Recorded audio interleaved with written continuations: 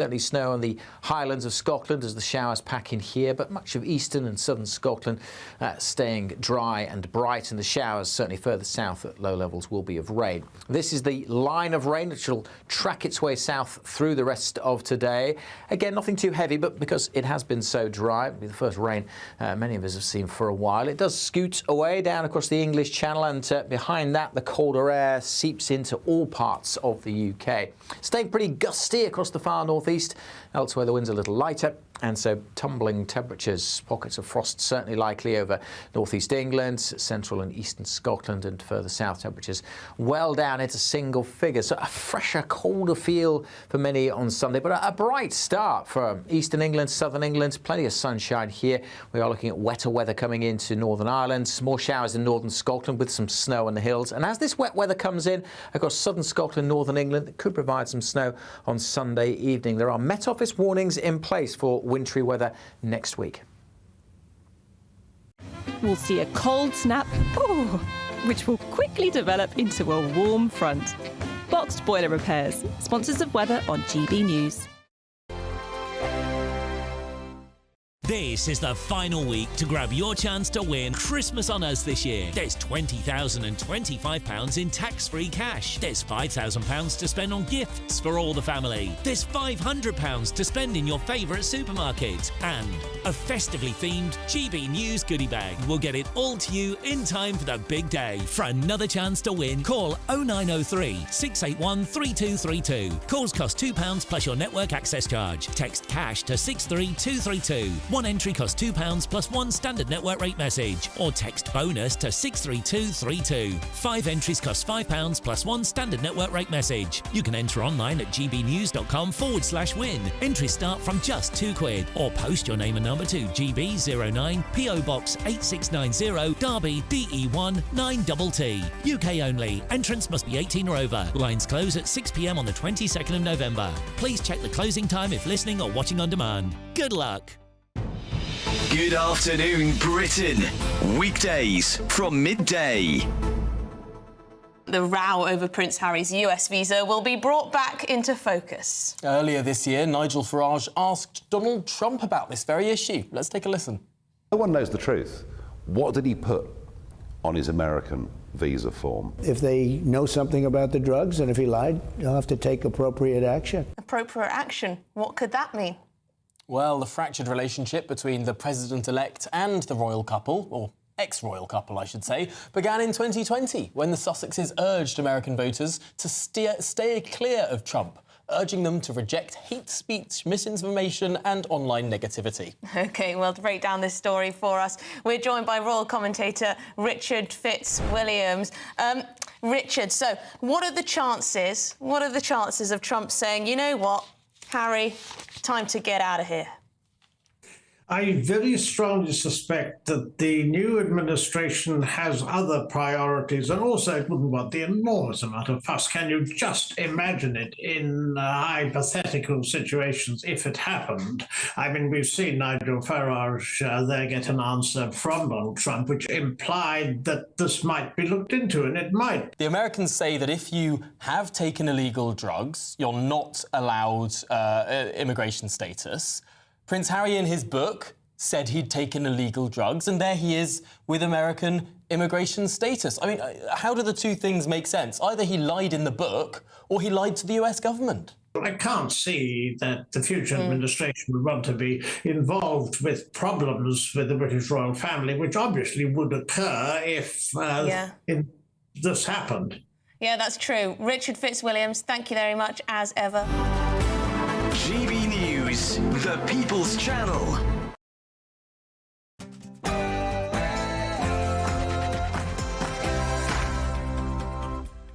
Very good morning to you. Hope you're well. I'm Ben Leo alongside Emma Trimble, and this is Saturday Morning Live. Great to have your company this morning as we bring you the latest from the UK and around the world. On our panel today, we have Elnaz Jerami and Alex Cairns taking us through all the biggest stories of the day. Opposition leader Kemi Badenoch calls for a review into hate laws to protect free speech following the investigation into journalist Alison Pearson.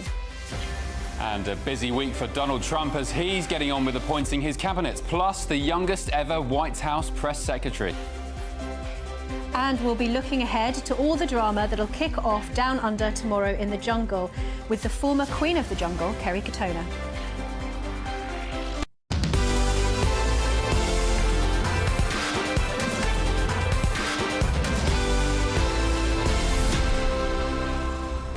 Morning to you. Hope you're doing well at home. Happy weekend. You finally made it. It's been a long week. How's your week been? It's been wonderful. It's all the better for being here with you, Ben. Oh, thank you. I'll slip you that slip you the fiver in a minute.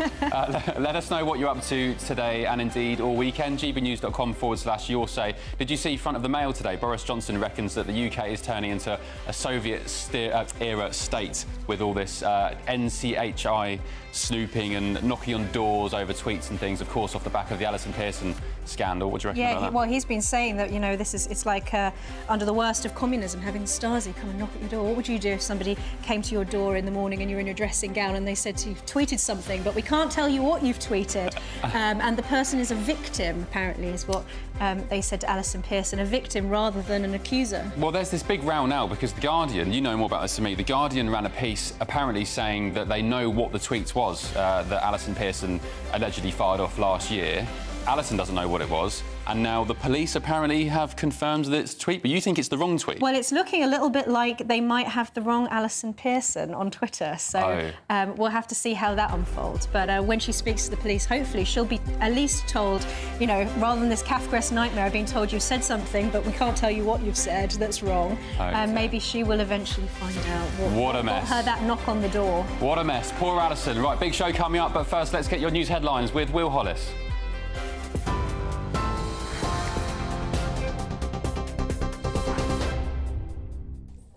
Ben, Emma, thank you and good morning. It is 2 minutes past 10. Kemi Badenoch has described a police investigation into a journalist's year-old tweets as absolutely wrong amidst a row over free speech. The Conservative leader told The Telegraph that people should stop wasting police time on trivial incidents while urging the government to review laws around non-crime hate incidents. Telegraph journalist Alison Pearson was visited by Essex Police on Remembrance Sunday over allegations that a deleted social media post incited racial hatred. Essex Police said they invited Miss Pearson for a voluntary interview over the tweets. Meanwhile, former Prime Minister Boris Johnson compared police action to that of the Soviet Union in the last century. The Prime Minister is due to address the Welsh Labour Conference any minute now for the first time since election in July. Sir Keir is expected to hail in a new era of change by working in partnership with Wales's First Minister, Eluned Morgan, promising to tackle NHS waiting lists and invest in industry. Welsh Labour won 27 out of 32 seats in the last election, kicking the Tories into oblivion with no seats.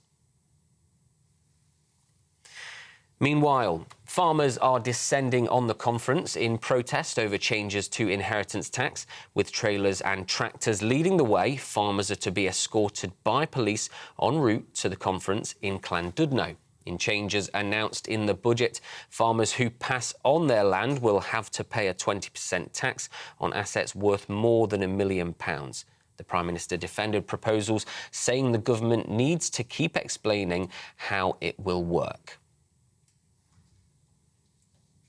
To Europe, where Germany's Chancellor has challenged Vladimir Putin over what sources describe as a grave escalation in the war in Ukraine.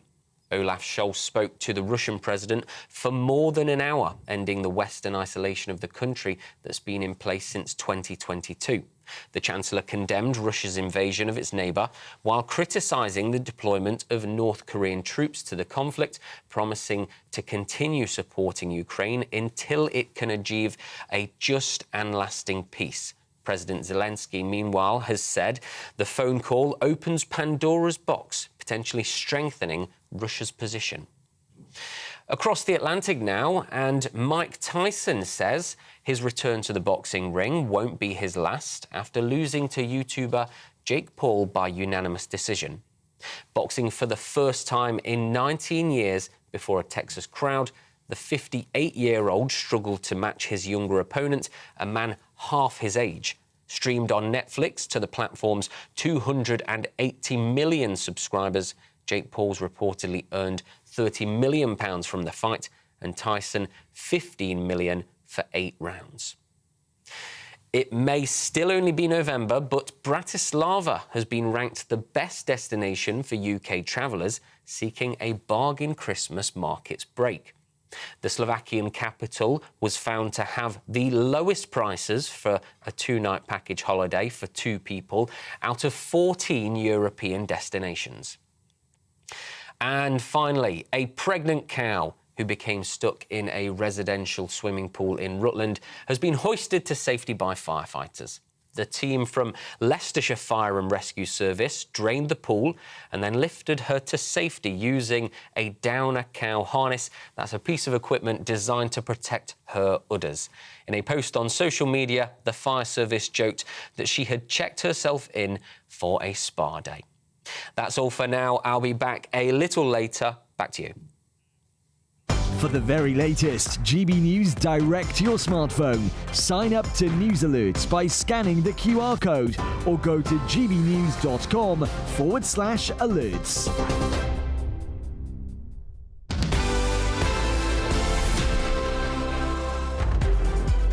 15 million quid for 8 rounds of getting bossed around the face. Would you do that? Would I get bossed around the face for that much money? Yeah. I don't think so. Oh, just me then. Maybe a bit more. Just me. OK, all right. Well done, Mike Tyson. Good effort. Depends on who's punching, I guess. Oh, yeah, OK. But not Mike Tyson. No. No. Yeah, you might not make it out alive.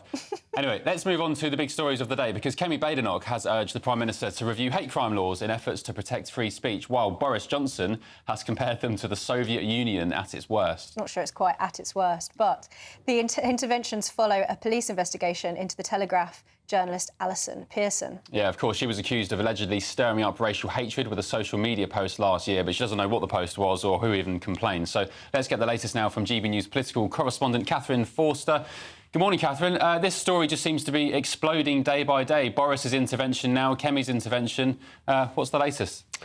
Yes, Boris Johnson this morning making the front page of the Mail with his column saying basically that this is Big Brother thought police stuff such as you would get in Russia and places like that. Kemi Badenoch, the new leader of the Conservative Party, has given her first interview to the Telegraph and saying that the government need to look urgently at laws and the way police deal with hate crime or non-hate crime incidents. And it's not just this story about the Telegraph columnist Alison Pearson, who had this knock at her door on Remembrance Sunday after a tweet which she'd posted a year ago and then deleted. The police wouldn't tell her what the tweet was, what she was supposed to have done, but also a story in the Times yesterday. They'd put in freedom of information request to the police, and it's emerged that police had investigated children for alleged non-hate crime incidents, including a 9-year-old child who'd used a bad word about someone in the playground, and 2 secondary school-aged girls who'd said to another that they smelt like fish.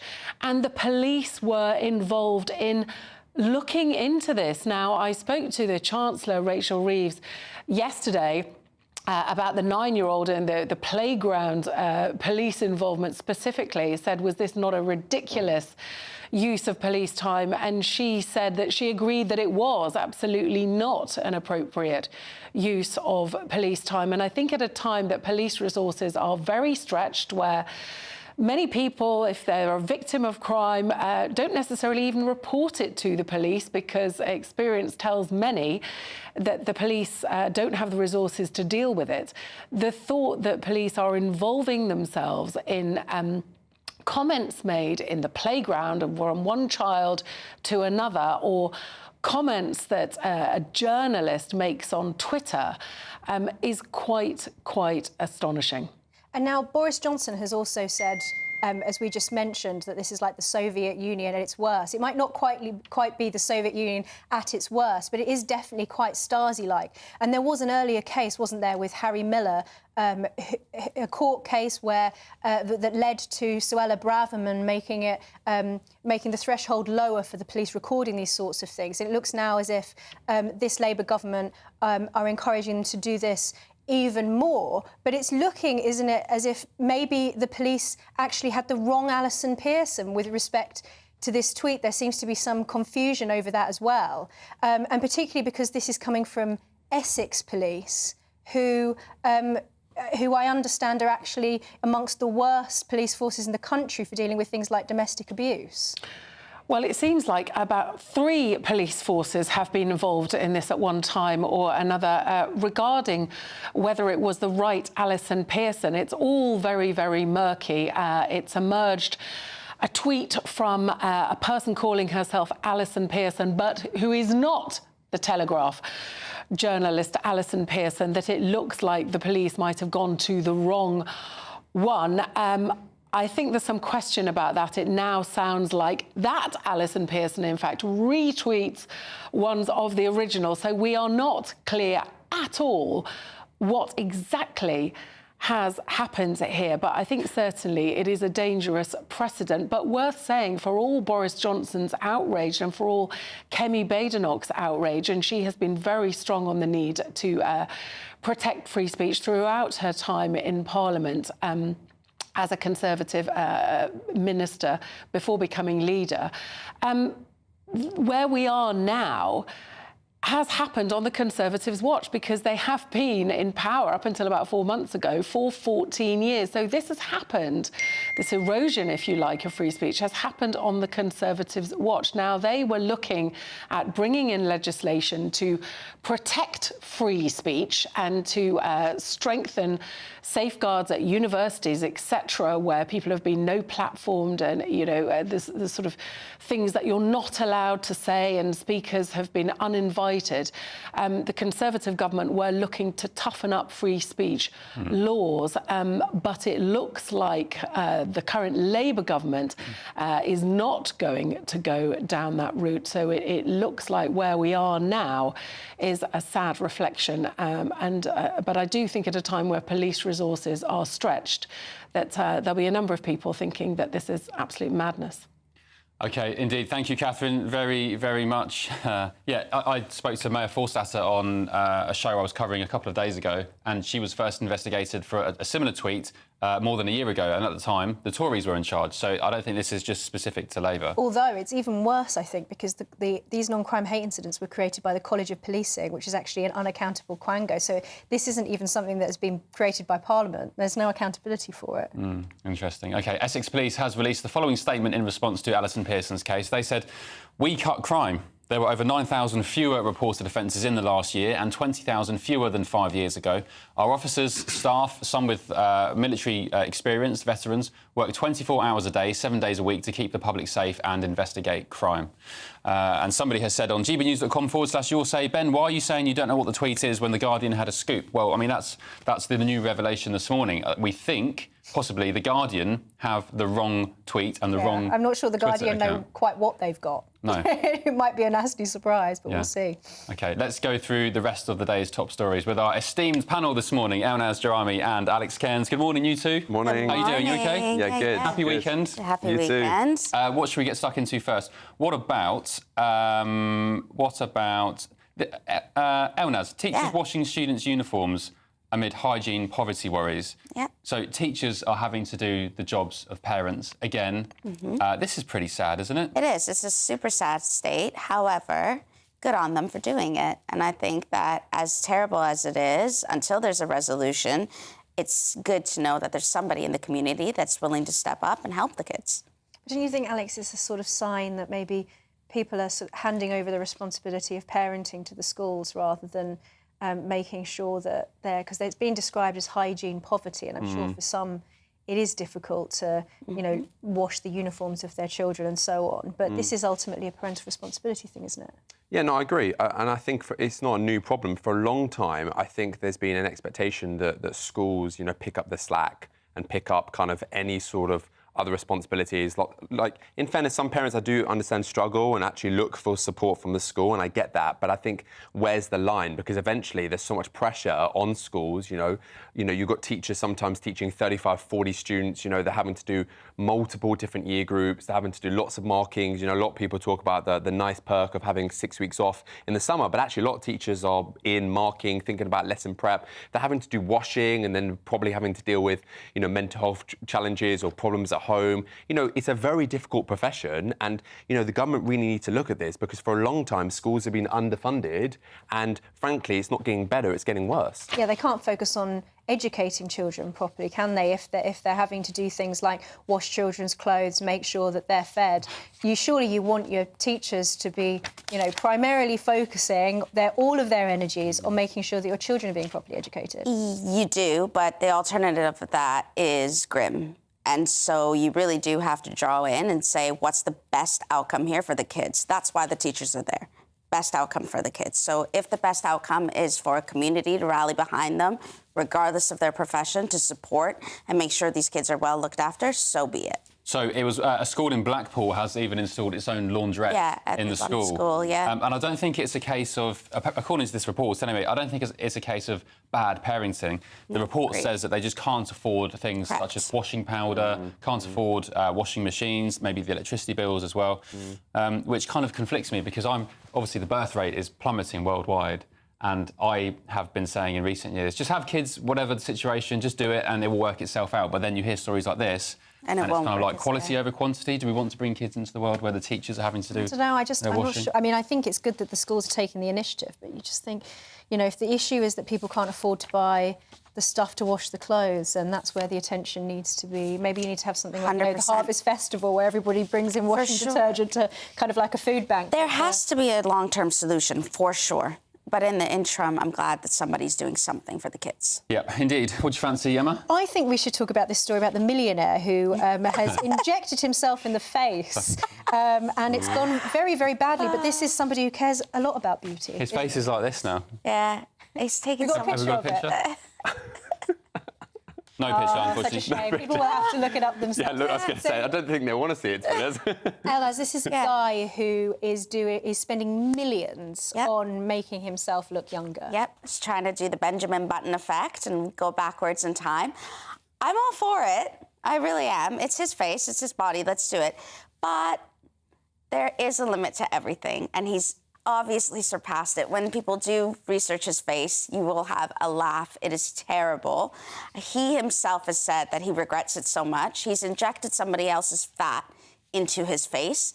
I'm not necessarily sure the doctors care at this point to give him the right advice or to tell him to stop. He was looking gaunt, wasn't he? Yeah, he was, correct. He has a totally vegan diet. Just eat a chocky bar. Yeah. Just needs a Freddo. That's the solution. Vegan Freddo. Don't get any treatment, just have a Freddo. There you go. No, I think the problem with this, right, because we've seen this a few times. There was another guy actually that was he was trying to stop the aging. I remember there was a guy that was spending a lot of money because he wanted to look really, really young. And I think the problem with this is people need to understand you do age, right? It's inevitable, and I think there's a lot of social media pressure where if you look a bit older, people do things to basically almost become younger, you know? Now, look, you can keep fit, you can do lots of things, but actually getting treatment is sending the wrong message to people to say, actually, if you get older, you can do things to make yourself look younger. Yeah, you may look younger, but it's not going to change anything in terms of your body. So I just think we're setting the wrong standards, you know, for people to say, oh, I'm going to do things to de-age. You can't de-age. It's impossible, you know?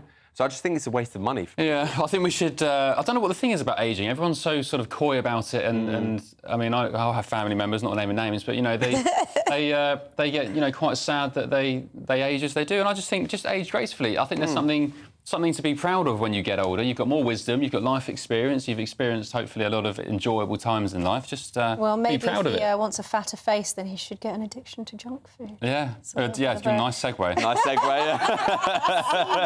Well done. So, Alex, what about this story about our addiction to junk food and how much that's costing us as a country? Yeah, so The Guardian have done a piece, actually, about the issue that we've got in this country, and based on their calculations, they estimate that £268 billion a year There's a few kind of perspectives on this as to the figure may be higher or lower, but just for the purpose of this story, it's £268 billion a year as to how much it's costing the NHS and different parts of the NHS as to, obviously, the addiction. Now, the problem with this, right, is it's very difficult to eat healthily. It's very expensive. You know, a lot of people, there's a lot of pressure for them to eat healthily. I don't agree with that. Well, it's expensive to eat healthy. Yeah, it is. I think it really is, you know. If you want to have a really balanced diet, you want to go to nice shops, you want to go to a Waitrose or an M&S, you want to have good produce, you know. I was talking to Steph backstage about Whole Foods, you know, all of this good produce, it costs money. So people go to McDonald's because they can feed their family for pretty much £15, you know. So the reality is it is expensive to eat healthily. And look, we shouldn't shame people for eating fast food in moderation. You know, alongside lots of people like my fast food. But, yeah, this is a problem, and it's been a problem for a long time. But there's no easy solution to this because it is expensive to eat healthily. Well, eggs, I don't think eggs, I mean, they've gone up, of course, in recent years, but eggs are one of the best foods around, and they're not that expensive. You can get some eggs, get some baked beans. I know they're high in sugar, but they're full of fibre, full of protein. I don't think it's that hard to eat healthy. To have fish, to have beef, to have whatever it is, you know, all of these things are expensive. And if you buy a cheap cut of it, you know, maybe they've put some additives in there, you know, it is expensive to eat healthily. Yeah, and then you could become vegan, get a really slim face, and then worry about fat filling it later. Save your money, fat fill later, right?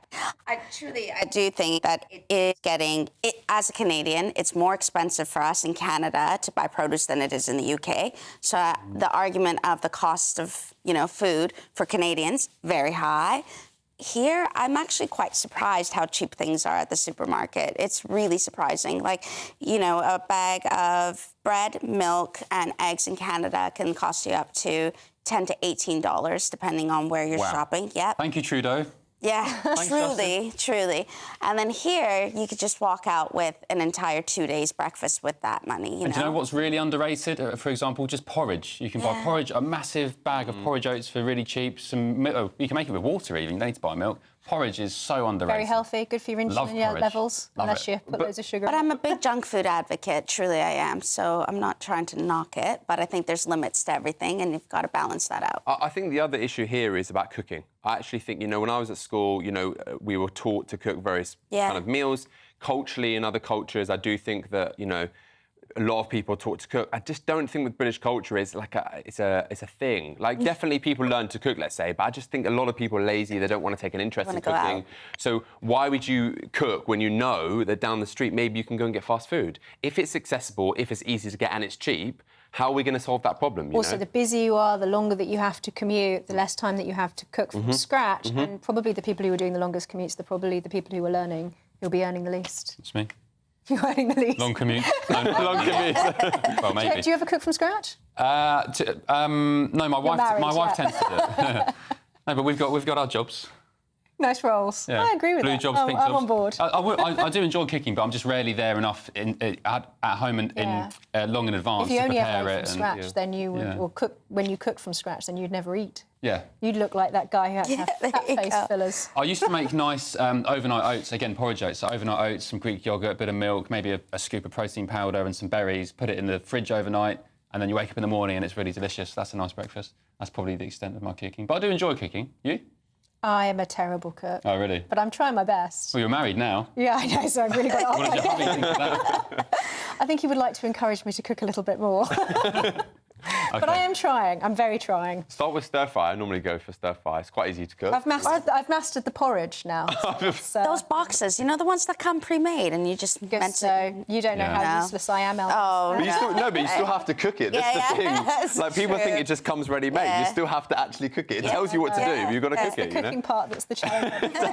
Right, you're getting me hungry now. I'm going to have to nip to the shop during the break. Thank you, Elnaz and Alex. We'll catch up with you later in the show. But still to come, President-elect Donald Trump is filling up key posts in his second administration. Some big names, eh? RFK Jr., Elon Musk, Vivek Ramaswamy, and it's shaping up much differently than his first time around. Nelson Aspen will be here with the latest shortly. But next we'll be joined by the incredible gold-winning Latin and ballroom dancer Sean Hayward, who is blind and has found Chris Corsland's The Blind Comedian's appearance on Strictly Come Dancing inspiring.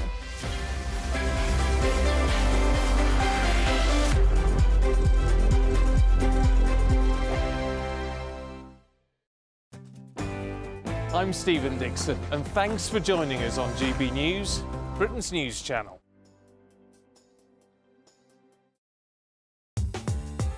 I'm Christopher Hope. From pop stars to politicians, I'll interview anybody in a pub who's got a political opinion. Join me every Friday on Spotify, Apple Podcasts, YouTube or gbnews.com, or wherever you get your podcasts. This is GB News, the People's Channel. Tubes & Co. Weekdays from 6 p.m. This is a topic very close to my heart. I have become fully convinced that social media, smartphones are one of the primary causes of mental health problems in children and many other serious problems beside. Lots of governments are starting to talk about this, but the Australians are well ahead in their use of legislation. What do you think about this issue? Well, I think you're right. I mean, I've got 3 young children and I'm really concerned about... I mean, they're too young to be on social media, but I'm really concerned about what lies ahead for them. I'm not sure I support what Australia's doing, not because I don't think it's a good idea to ensure that age verification is right. I'm just not sure that the age 16 is appropriate. But that's progress. If we effectively, as I do, accept the point that we need some sort of control, then we can move to a proper debate about whether that's 16, 14, 13, whatever it may be. And, of course, there are age restrictions on things like Facebook. I think, from memory, it is 13. Yes, but it's a tick box. But it's a tick box, so all you can do is you can just knock. If you're 11 years old, you can just predate your date of birth by 2 years, and you can get on. I think what Australia's proposing is interesting because it will stop young people, maybe without their parents' knowledge, short-circuiting the system because they're going to be asking for proper age verification and ID. That's definitely something we should do in the UK because it's enforced in the existing law. Query, is 16 the right age, Miriam? I completely agree with it. It's something I actually said should have been done before. And I think what is good about it is that for a long time, a lot of governments have been saying that the actual social media companies should take more responsibility, but they're not going to because it hurts their bottom line. The most voracious users are younger users. So they will pledge that, oh, I'll put the tick box in, but the kid is the one who's going to actually tick the box. So doing something like this is saying that, OK, we will put in legislation that damages your bottom line. And I think it will force the hand because they've said it's only 12 months and they will reevaluate it. GB News, the People's Channel. We're proud to be GB News, the People's Channel. And as you know, we always love to hear your views. Now, there's a new way of getting in touch with us at gbnews.com/your say. By commenting, you can be part of a live conversation and join our GB News community. You can even talk to me, Bev Turner, or any of the members of the GB News family. I'm Tom Harwood. This is GB News, Britain's news channel.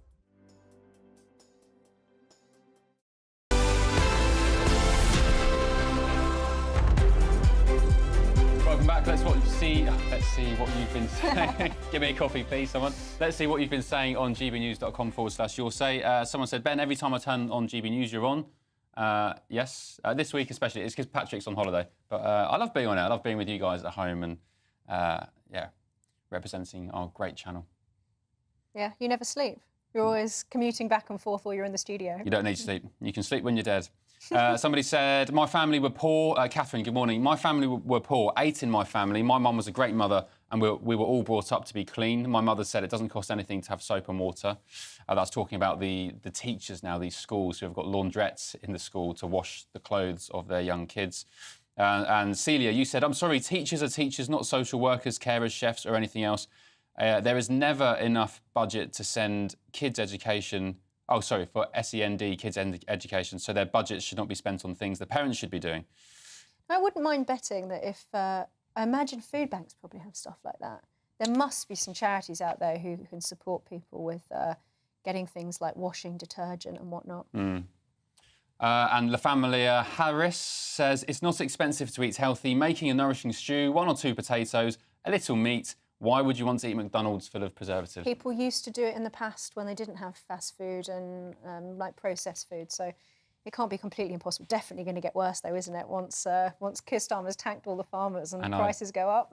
Yeah, well, there's this big protest on Tuesday, of course, but Sunday, apparently tomorrow, the farmers are considering downing tools and going on strike. And I had one farmer on my show earlier this week who said if they do decide to start striking, they can't completely strike because they have to feed the animals and so on and tend to the farm. But if they do decide to strike, Christmas could be scuppered. Yeah. Will you be getting turkey at Christmas, Emma? I am completely behind the farmers ruining Christmas. I really, really am. I think it's that important. But anyway, bit of a tone change now. So as Strictly Come Dancing approaches its iconic Blackpool episode, marking halfway through the competition, visually impaired dancers across the country have spoken out about how groundbreaking the casting of Chris McCausland is, who suffers from, if I hope I'm saying this correctly, retinitis pigmentosa, and they have found him particularly inspiring. Well done. You delivered that to a T. I would have absolutely butchered that name. We're joined now by the singer, songwriter and dancer himself, Sean Hayward, who has the same condition as Chris, to share his story. Sean, thank you for joining us this morning. You're a passionate advocate for guide dogs, aren't you? And you hold gold medals for both Latin and ballroom dancing after first trying the salsa and jive in 2010. Just explain to us your story, if you could. Yeah, I started in 2010 with salsa and modern jive. Did about 3 years. It's a lot simpler than ballroom and Latin. So, you know, I always recommend that to anyone who's not confident or wants to start out. I did about 3 years, but then unfortunately I had a fall in the bathrooms, broke my leg. And that went on for a couple of years and I had to operate it on. So I thought, I ain't going to dance again. Then I got run over, smacked up the other leg for the third time. And so I thought, that's it, game over. But in 2022, I went to see a physio and just said, look, just pull me around a bit. Let's see what's going on. And he said, yeah, you know, it's going to hurt, but structurally you're okay. So I started ballroom and Latin at the very beginning of 2022. And in the second class, my teacher, Jane, just said, look, you're that good, you should compete. And it wasn't something that was on my radar because dancing for me was just fun and things like that, and for confidence and balance, all those things. But we went for it. So, yeah, I started doing all the kind of medal tests and things like that. And I've got bronze, silver and gold in Latin and ballroom now. And also within 16 months, I was on the dance floor at the Winter Gardens. I was the first guy to compete at Blackpool last year. So great, I've ticked it off. I don't really want to do that again, but I've broke the seal for other people to come through now, and they can go and compete. Do that stuff, man. We've been talking, Sean, about how the casting of Strictly has been inspiring to so many people, but I imagine there'll be lots of people who are watching this at home finding your story of resilience really inspiring, because you've obviously really been through it. Is dancing something that has sort of, helped keep you going through all of those troubles? And what does it mean to you to see casting like this on a show like Strictly Come Dancing? Because it sends the message to people with a similar condition that, you can do this too. Yeah, I mean, firstly, like say all the things I went through. So those 9 years when I wasn't dancing, I was still dancing in my head and just banging on to other people. Very much not just people with sight loss. I've been a big advocate for people with social isolation. So many people on their own now, social anxiety, especially since COVID. And I just want people to get out, And so that's a definite there. And with casting Chris, I've said on other interviews, just about time Strictly did it really. Because obviously I've been doing it a long time, so I didn't see an issue with that. Just get somebody on to represent. And, hopefully this will, between the stuff that I'm doing and all the stuff Chris is obviously doing, it will inspire others. Again, like I say, just not people just with sight loss. I had so many people come up to me in the early days, guys, and now that say, you know what, Shawnee, I've seen you do it, so I'm just going to do it. And especially guys, they're like, I don't want to, the steps are hard, I can't do this, I'm going to be embarrassed looking at myself, whatever. So look, even though I can't see myself, never seen myself dance, I have the same fears. What do I look like? Do I look an idiot? Is this all going on? But you just got to get over yourself, because if you bother to do the maths, because all it is maths and walking. Yeah. That's all it is. Maths and walking actually sounds quite difficult. Sean, thank you. Oh, come on, mate. Can you shout? Can you walk? Crack on. Sean, you're an inspiration. Thank you, mate, for joining us this morning. Really appreciate it. You're a star, and so glad. Just before I go, I'm just going to say this is Kev. Here's Kev. What's her name? Here's sorry, Kev. This is Kevin, the guide dog. Oh, Kevin. Him. Oh, what a sweetheart. Yeah. Hi, Kevin. I love guide dogs. Golden Labs. Yeah, well, if people out there could remember, just if I could just say, Look, guide dogs are £10 million down this year. They need all the help they can get. So they've had to make some real cuts, as a lot of charities have. So if people out there could support, and if you can't donate, look into volunteering. Just do some stuff for them. You know, these dogs are amazing. Oh, definitely, yeah, indeed. Great charity. Love guide dogs, and I love golden labs as puppies. The Andrex puppies. They're so cute. I'll pop a link on Twitter so people can find it easily. Sean, thank you, buddy.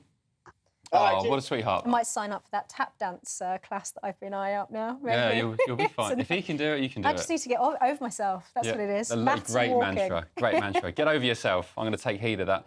Right, still to come, we'll be talking to former Queen of the Jungle, Kerry Katono, getting a first look at what we might expect down under as I'm a Celeb kicks off tomorrow. Can you believe it's been a year since Nigel was in? Unbelievable. Yeah, it's been a long year. Since you were in Australia, yeah. So Colin Rooney's in the jungle, of course, so we're going to be getting Kerry's thoughts on all that's kicking off tomorrow. But next, Nelson Aspen has the latest stateside following a busy week of appointments to Trump's new cabinet. See you in 3. Morning. Welcome to your latest weather update from the Met Office here on GB News. The weather's on the change. It's been a very dry November so far, but most of us will see some rain as we go through the next 24 hours and turning colder across northern Britain, very gusty across northern Scotland. Plenty of showers packing in here. Those showers will have some snow mixed in over the hills. A zone of wetter weather over northern England, dull and damp start here.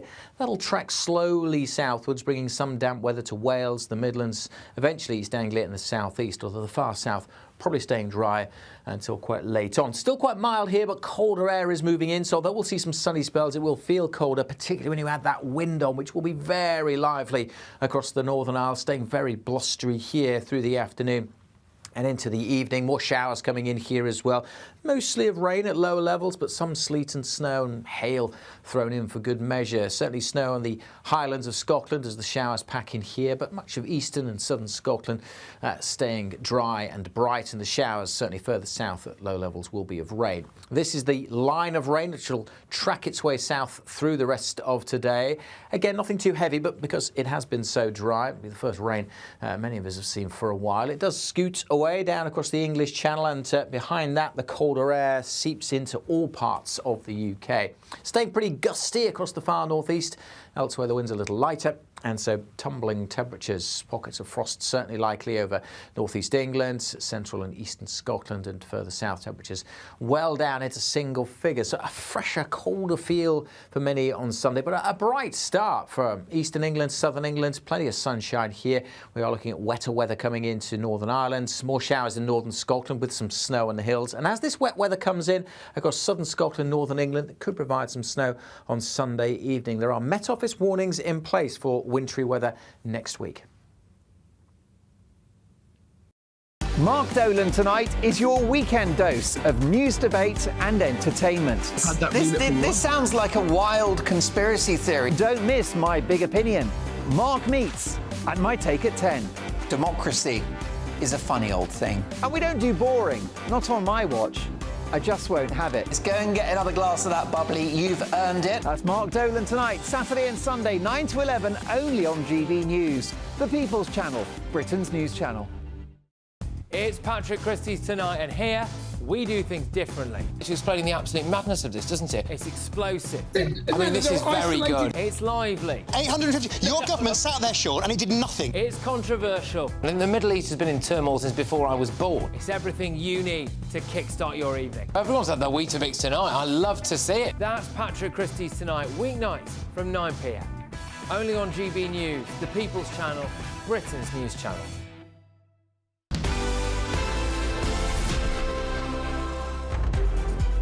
Welcome back. Ben and Emma with you on Saturday Morning Live, only on GB News. Now, it's been a busy week across the pond. President-elect Donald Trump continues with his preparation for the Oval Office by naming some very controversial figures, maybe not to me actually, to join his cabinet dream team.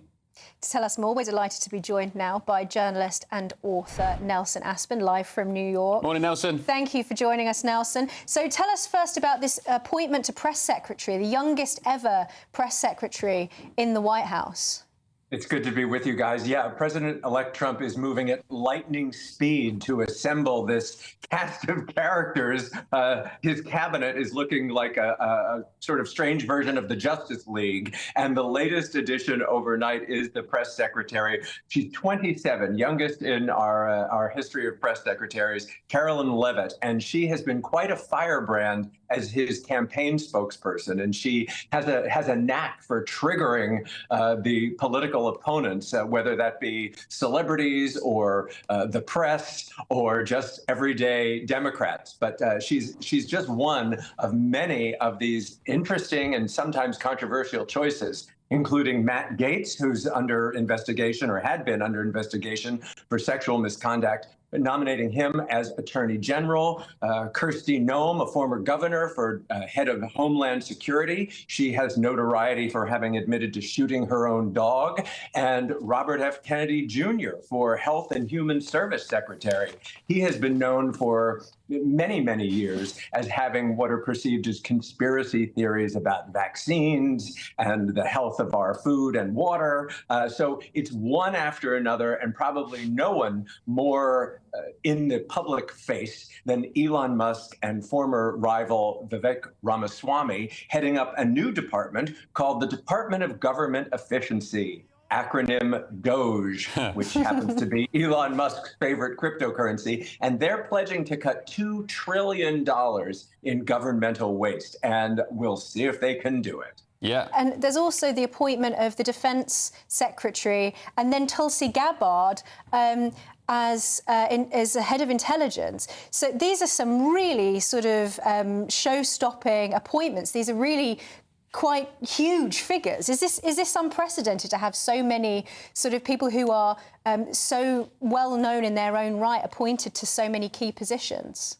Absolutely. It's like an all-star review. And some of them do make you scratch your head at first when you think about it. But with a little more deeper analysis, you can sort of understand President-elect Trump's reasoning.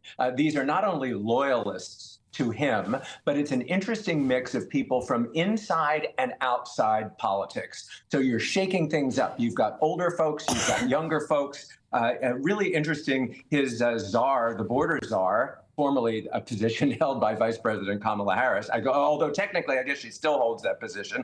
Yeah. Tom Homan, he is talk about a firebrand. He is a no-nonsense guy. If anybody can get the migrant situation under control, it seems as if it could be he because of his sort of power and dominance. Interesting choice of ambassador to Israel. Former Governor Mike Huckabee, who's an evangelical, and he knows and loves Israel very dearly because of his religious convictions. So it may seem like these random choices, they diminish the head of the proposed head of Secretary of Defense, as you mentioned, Pete Hegseth. His opponents are trying to diminish him as, oh, well, he's a weekend talk show host. Well, I know a few weekend talk show hosts that I think pretty highly of. And Hegseth is a decorated veteran. He's got some great ideas. He's got incredible degrees from universities. So these are not random thoughts. We'll see if they can perform. And I think if President-elect Trump's team can accomplish half of what they have promised to deliver, his administration will be a success. Just briefly, Nelson, tell us about the everyday Trump supporters in America who are facing sort of hatred and, I guess, bitterness from the Democrat losers. Losers in the context that they lost the election, not that I'm calling them losers as people, by the way, just if anyone wants to complain. Hersey words and all that. Point taken. But it is interesting to see the meltdowns that the people that did not support Trump are facing, whether this is actually being encouraged by psychologists to say, oh, if your family supported Trump, you shouldn't go home for the holidays. You should blow them off for Christmas. You'll see celebrities threatening to leave the country. That's it. I'm out of here. But I haven't seen any who have actually done it yet, whether that's Whoopi Goldberg or Amy Schumer or Ben Stiller. Everybody still seems to be staying put. I've faced my own backlash just by appearing on GB News. I've had people tell me I'm entering some sort of dark realm and they want nothing to do with me while I appear on GB News. Well, I think it's kind of curious. Like, you don't even know who I voted for. How do you know? I'm allowed to talk to whoever I want.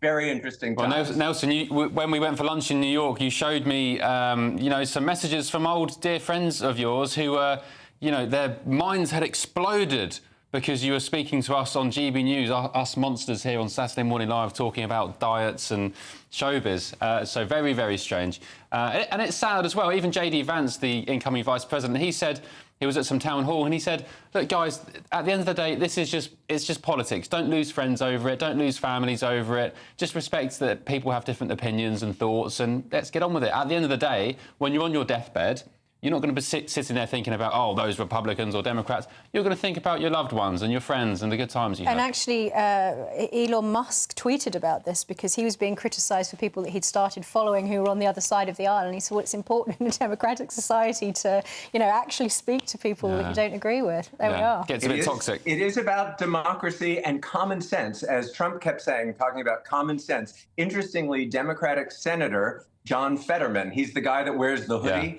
Yeah.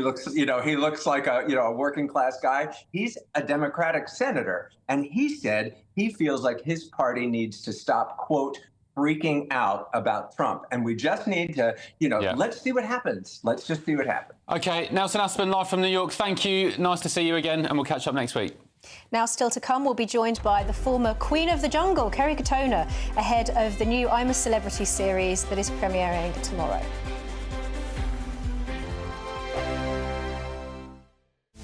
This is Britain's Newsroom, where your voice matters. It's just astonishing. With expert analysis and honest opinion, we don't just keep you informed. We bring you unique perspectives you won't see anywhere else. Can't argue with any of that. When the news happens, it happens here. On Britain's Newsroom, weekdays from 9:30 a.m. Only on GB News.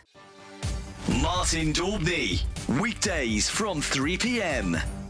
After the Hollywood ending that Wrexham Football Club have got, can Chorley FC benefit from a bit of the old celebrity magic dust?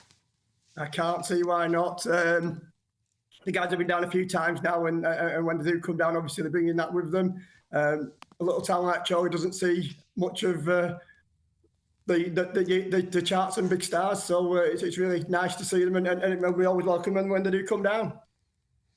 And Mark, give us a flavour of the level of football. I understand you're in the National League North, right? That's 6 rungs down from the top flight. I mean, you're only just down the road from Manchester City, right? But, I mean, give us a flavour of the two different worlds between your club and Man City.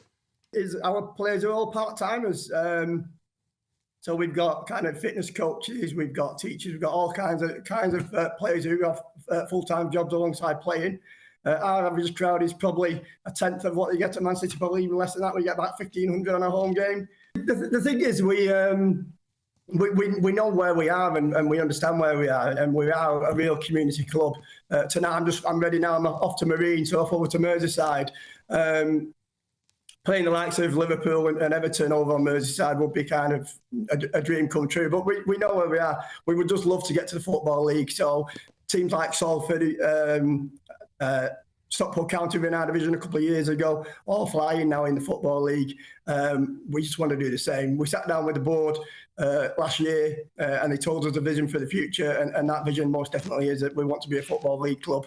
When we went to the Premier League, I know the boys have been saying that they 30 years we'll be in the Premier League and winning it. Well, let's hope we are, and let's hope I'm still around to see that. GB News, the People's Channel. If you want your news to be straight talking... This is the nightmare for the Conservatives again. Down to earth. It's not just Nottingham where this is happening, is it? And most importantly, honest. Hard-working, middle-class taxpayers, they'll get their book thrown at them. Then catch me, Martin Daubney, Monday to Friday, 3 till 6 p.m. on GB News, Britain's news channel. Join me, Nana Akweer, for an informative, interactive news programme with a difference. It's fun. No, he didn't say that, Dave. I'm so surprised. I think there's an element of truth to that. Join me from 3 p.m. every weekend, only on GB News, Britain's news channel.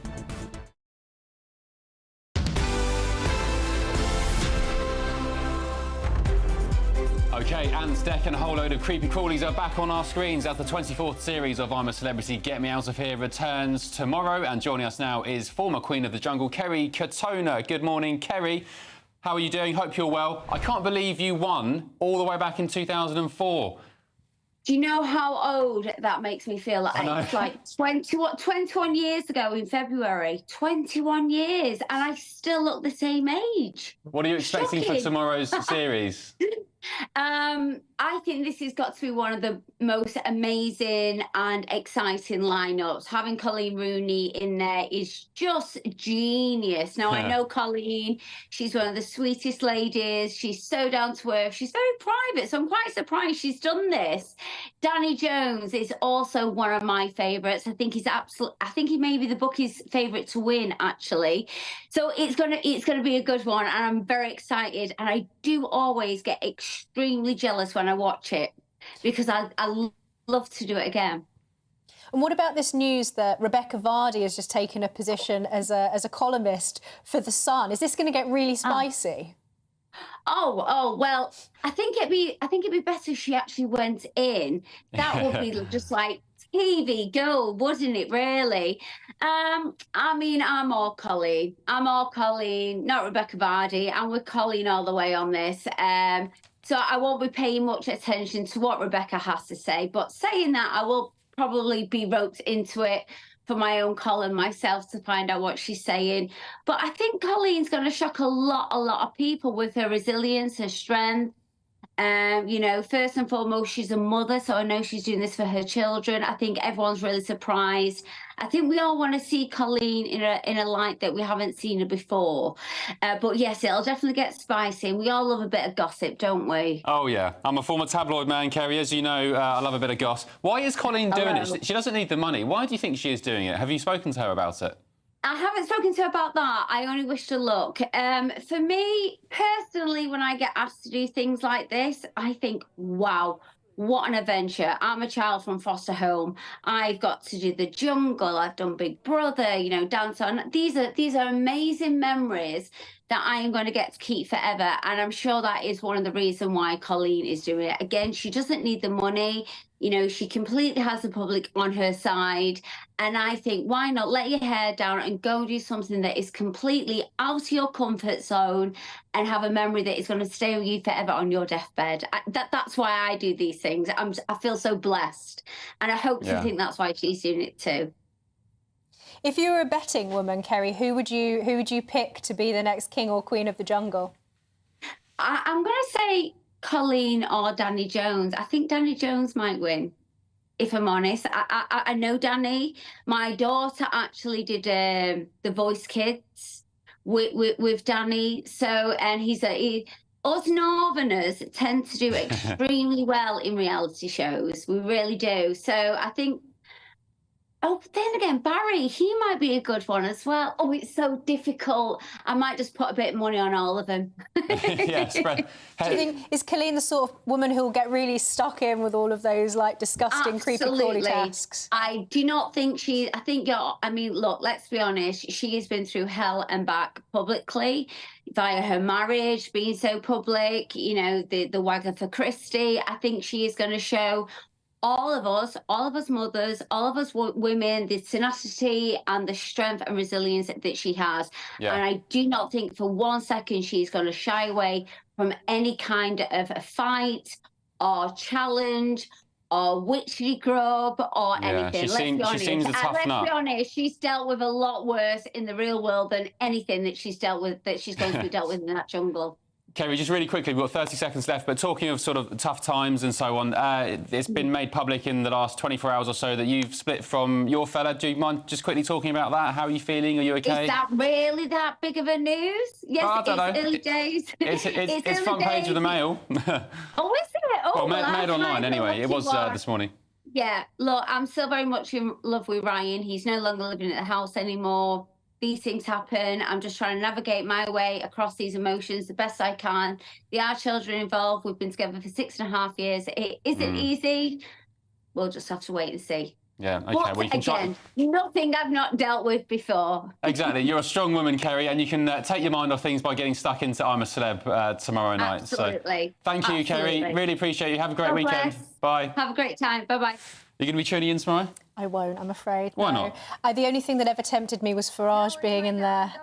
So, yeah, that was about the only thing that might tempt me. Even then I didn't watch, so... Wasn't it good fun seeing Nigel's backside? And I must say, well, maybe not. I didn't watch it, Ben. Lots more to come, including our showbiz section with Steph Tetchy. Back in just a tick.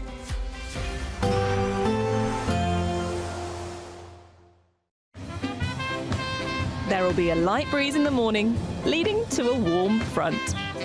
Boxed heat pumps, sponsors of weather on GB News. Good morning. Welcome to your latest GB News weather from the Met Office.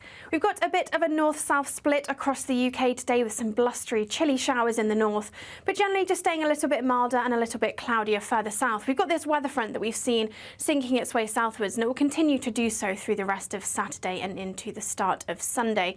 So generally quite a cloudy afternoon for much of England and Wales this afternoon. Some outbreaks of rain and drizzle, particularly over the high ground of Wales and southwest England, but further north a little bit drier for most places, some clear spells and some sunny spells through the afternoon, but particularly across western parts of Scotland we will see some blustery showers and feeling quite chilly here in that brisk northerly breeze.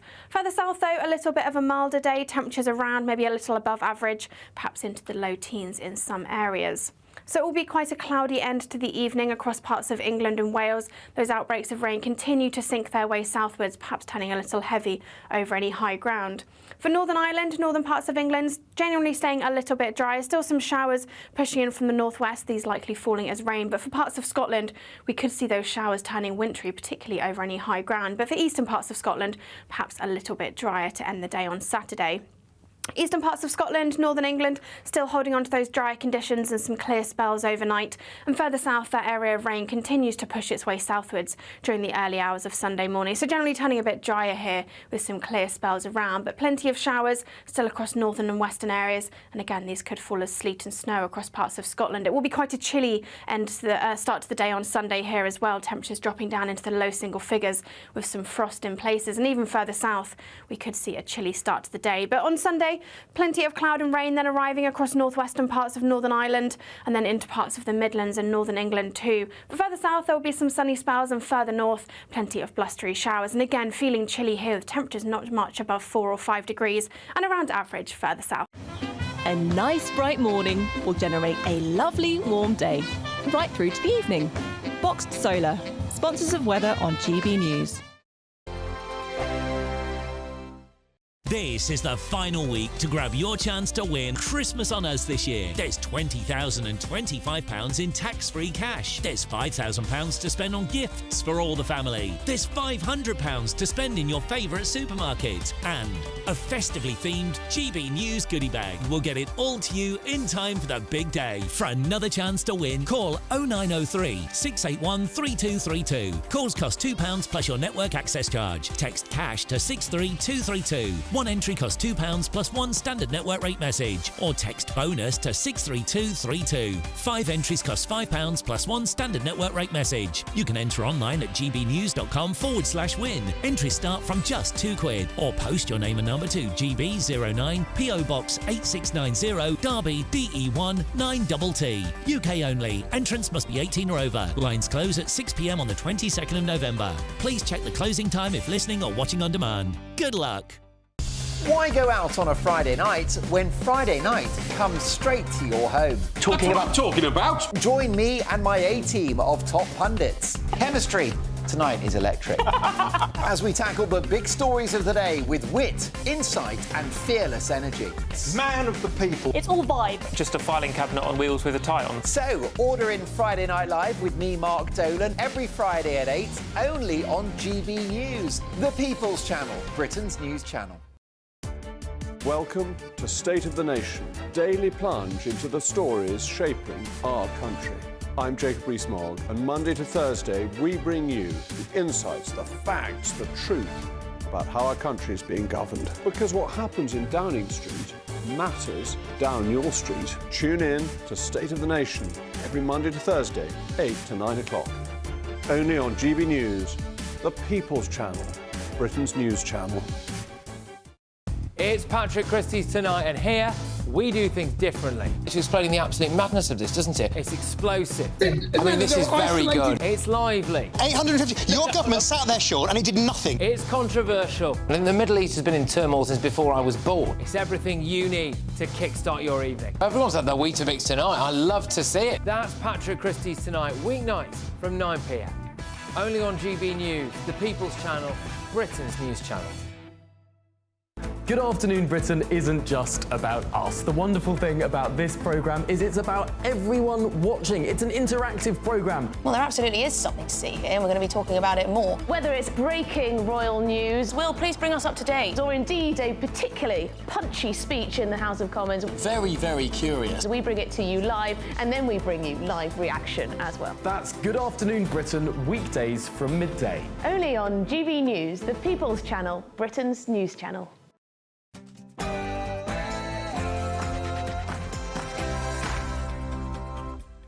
Good morning, happy weekend. I'm Ben Leo alongside Emma Trimble, and this is Saturday Morning Live. Great to have your company this morning as we bring you the latest from the UK and around the world. Our panel today is Elnaz Jarami and Alex Cairns. They'll be talking us through the biggest stories of the day in just a tick. Opposition leader Kemi Badenoch calls for a review of hate crime laws to protect free speech following the investigation into journalist Alison Pearson. Elsewhere, showbiz journalist Steph Tecci will be here to give us all the latest on Davina McCall as she recovers from her surgery to remove a brain tumour yesterday. Plus,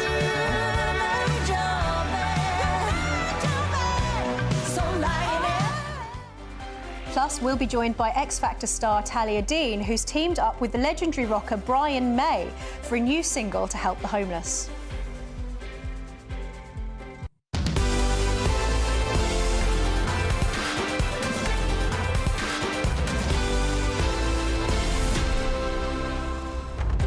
And Rachel Reeves is under a little bit of pressure, I guess, because allegedly she told a porky on her CV. Yeah, apparently claims she was an economist at the Bank of Scotland, which some people are now disputing. Seems that her LinkedIn was suddenly changed at some point. Yeah, so Guido Fawkes, the political blog, they suggest that she was in fact more of an admin person. The Treasury made a clarification last night, but Catherine Forster will be here in just a minute, so maybe we'll get some clarification from her on that. Another big hour coming up, but first let's get your news headlines with Will Hollis.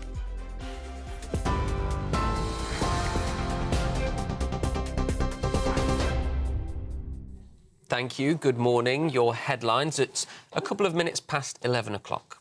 Kemi Badenoch has described a police investigation into a journalist's year-old tweets as absolutely wrong amidst a row over free speech. The Conservative leader told The Telegraph that people should stop wasting police time on trivial incidents while urging the government to review laws around non-crime hate incidents.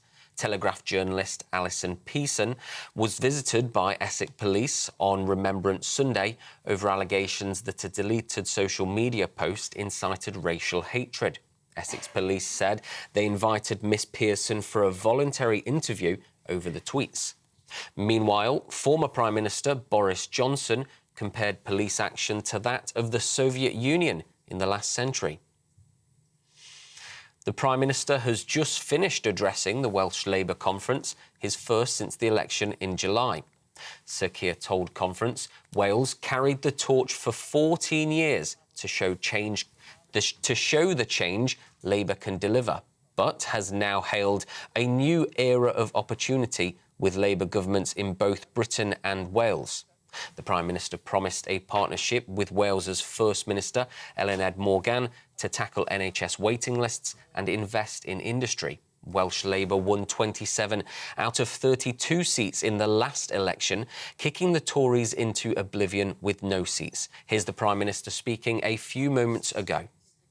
14 years, this nation here has carried the torch for the entire Labour Party, the only great nation on our islands where we could show as a movement the change that we can deliver for working people.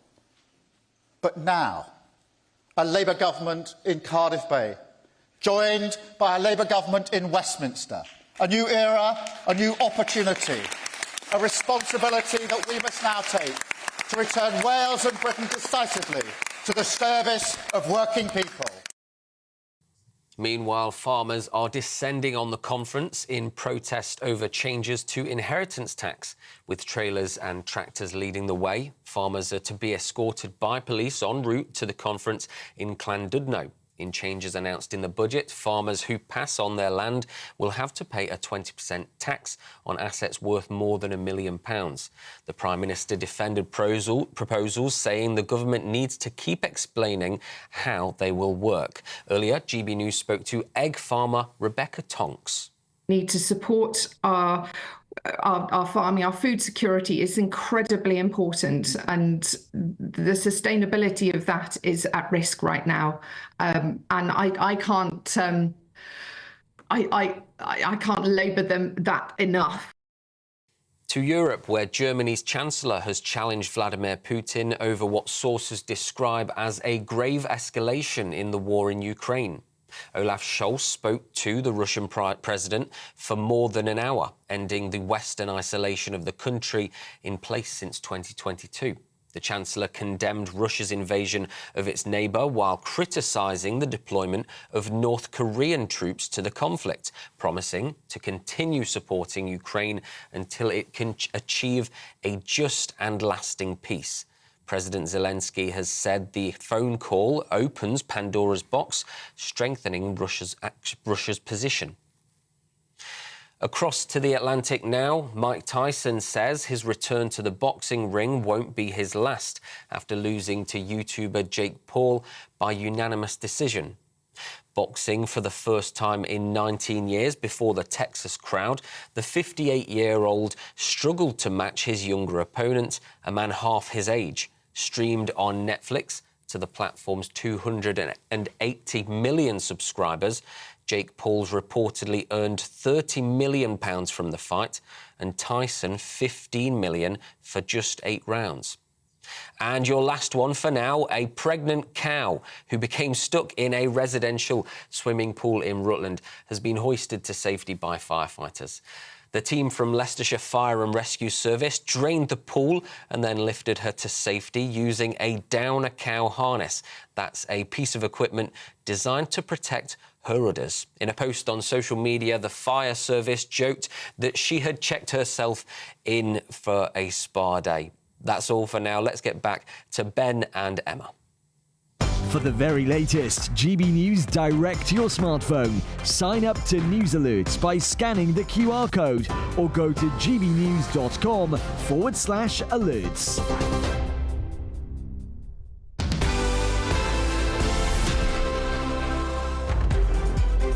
Thank you, Will. Now, Kemi Badenoch has urged the Prime Minister to review hate crime laws in efforts to protect free speech, with Boris Johnson this morning comparing them to the Soviet Union at its worst. The interventions follow a police investigation into the Telegraph journalist Alison Pearson. Yeah, meanwhile, the Prime Minister has just finished addressing the Welsh Labour conference, his first since the election in July. Joining us now is GB News political correspondent Catherine Forster. Should we start with Sir Keir Starmer, Catherine, in Wales? What's he up to? What's going on? Yeah, so it's the Welsh Labour conference. He's in Llandudno. There's a few farmers protesting, Welsh farmers unhappy as they are across the country.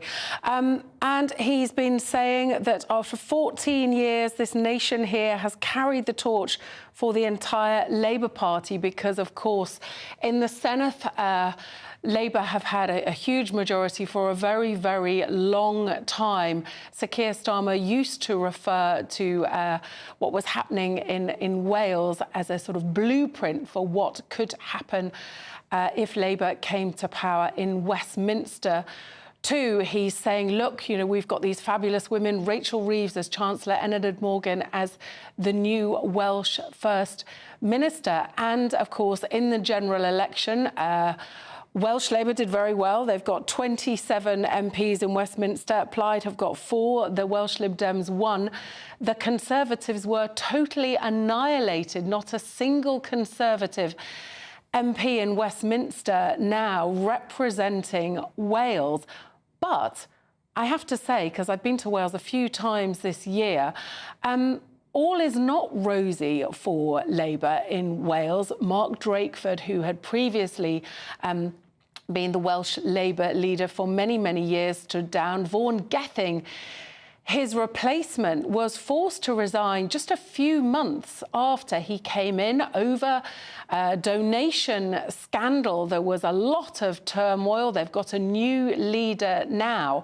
But although Labour's been in power in Wales for a long time, talking to people in Wales, a lot of unhappiness, really, in the state of things in Wales. The NHS waiting lists are worse than England. Educational attainment, worse.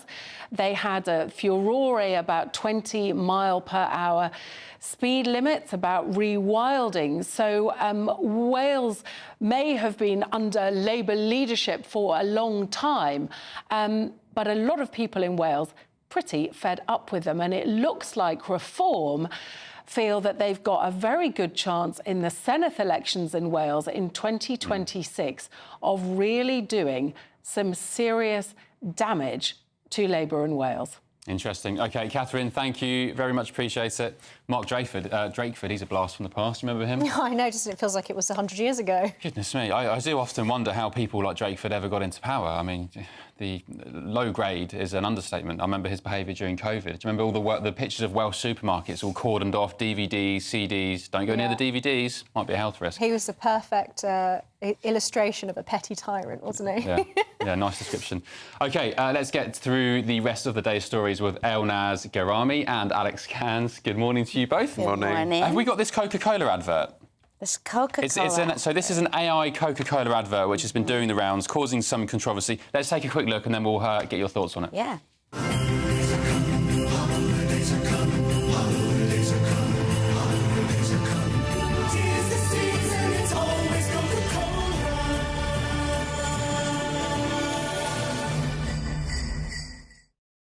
It's amazing it managed to get the hand right, isn't it? Because AI can never do hands for some reason. But the Coca-Cola advert is... It's almost like it's become part of Christmas. Correct. People really feel very strongly I am one of those about people. It. But you like this advert, I love this advert. I think it's great. It's forward-thinking.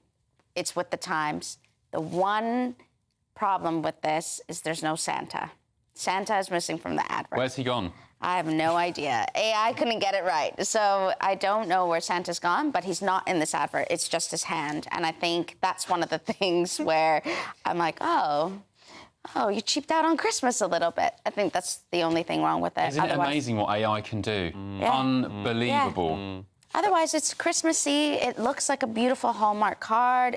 I love it. But you can tell it's AI, can't you? Like, there's a bit of uncanny valley around the women laughing in you know, it just... Something about it just doesn't feel quite right. Well, it's interesting you say that, because I actually think if you poll most people, I don't know if they would know it's AI, you know. I think that's how well it's done. You know, don't get me wrong. I think if you watch it over and over and you really do look with a, you know, like a detailed eye, maybe you can notice. But I think the point on Santa is interesting, because there's actually quite a few companies that do Christmas adverts, and Santa is not necessarily a central part. You know, you look at all the retailers, quite often they don't include things about Santa. And I know there's a big debate about how Christmassy can get a little bit commercial, and obviously, like, there's a lot of religious people that do feel that, you know, things are lost, actually, because actually it's very much commercial and it should be a little bit more religious focused. But, you know, I think with Coca-Cola, you're right, they're actually being smart, because think how much money that they saved using AI versus actually having lots of these humans and directors doing it, you know? Whether you agree or not, it's a smart business decision. The robots are taking over.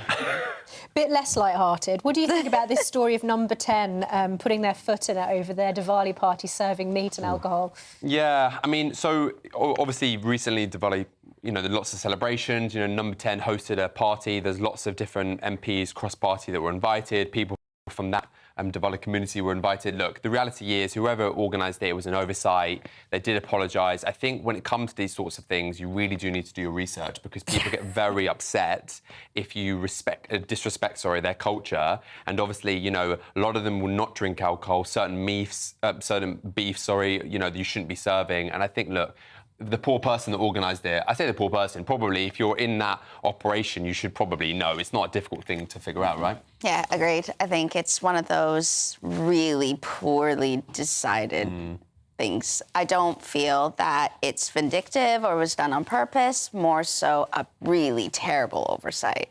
Yeah. It's not been a good time for him, I think. I think Keir Starmer's struggled since going into office, and I think he's been let down probably by people around him, and that's where you need people that are on the detail. If you're going to organise an event, make sure you know what is respectable or not respectable in that culture. You know, it's a basic. Dare I ask why we have these celebrations anyway in Number 10? I mean, would you get a Christian festival in the Parliament or the House of the Prime Minister of India, for example, or Pakistan? Well, I think, for Easter, I think there's celebrations. I think for, the Jewish community, there might be some celebrations. I think, look, the reality is what Keir Starmer's trying to do is work cross kind of ethnicity and culture and religion and bring people together. I think, sometimes politics can be quite divisive. So I actually do think it's a good thing that we celebrate different traditions, and a big portion of the country, Ben, will be celebrating it. So the Prime Minister, the leader of the country, doing it as well, I think makes sense. I just sometimes think, I mean, even if it's... Yeah, I don't know. I just sometimes think there's so much going on in the country at the moment that needs focus and attention.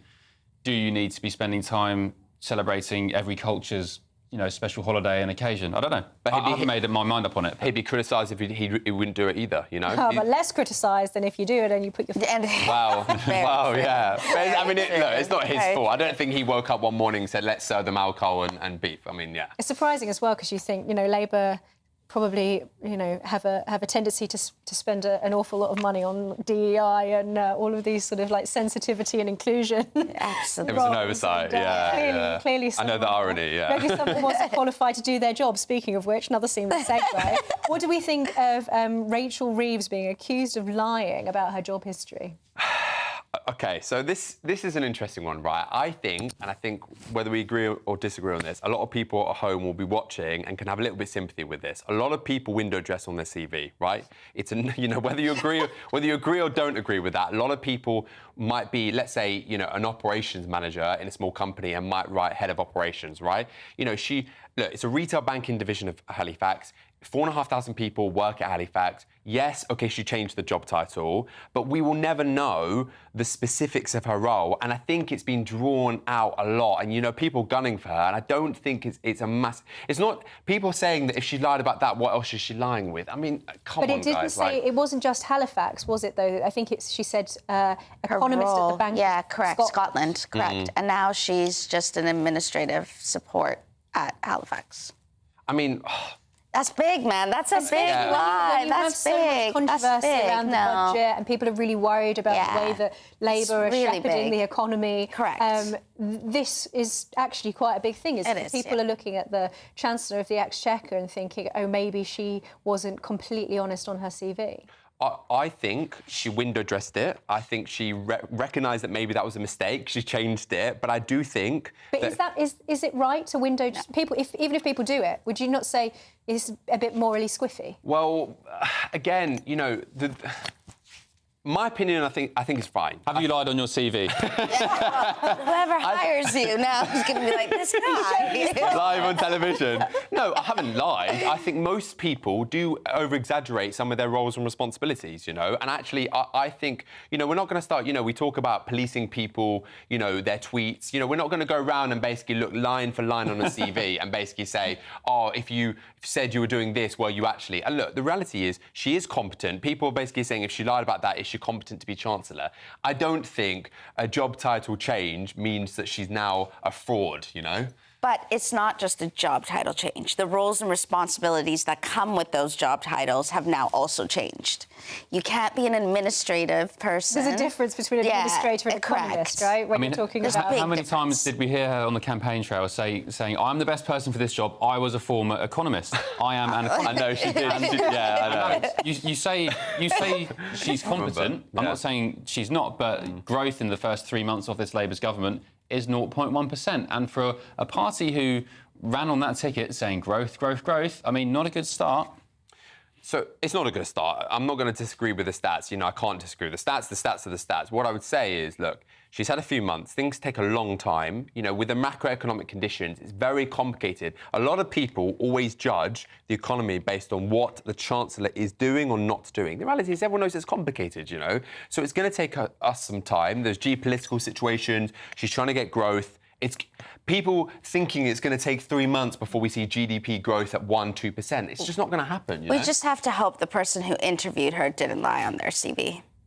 There's some way, somehow, someone's going to be held accountable. She was elected in her constituency, right? You know, I really don't think if you polled people in her constituency in Leeds, I don't think they're going to be like, oh, because she changed some of the wording in her CV, now Maybe she's you need a to fraud. poll them in 2029 and see. Yeah, that's a good question. We should do. Based on what you two are saying, if people think it's that much of a deal, then they will, vote her out. She doesn't just answer to the constituents of Leeds anymore. She answers to the people all across the United Kingdom. Not just the ones who voted Labour as well, which is really important. Well, Alex, Ernest, thank you very much. Thank Great you, stuff. guys. Enjoyed Thank having you you. this morning. Thank you. Coming up next, motivational coach Cheryl Finley will be here to share her story of success and motivation and inspiration and all things positivity with us. Back in the tick.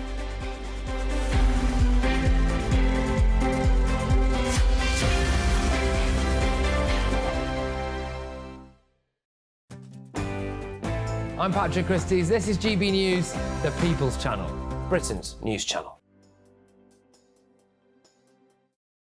If you want your news to be straight talking, this is a nightmare for the Conservatives again. Down to earth. It's not just Nottingham where this is happening, is it? And most importantly, honest. Hard-working, middle-class taxpayers, they'll get their book thrown at them. Then catch me, Martin Daubney, Monday to Friday, 3 till 6 p.m. on GB News, Britain's news channel.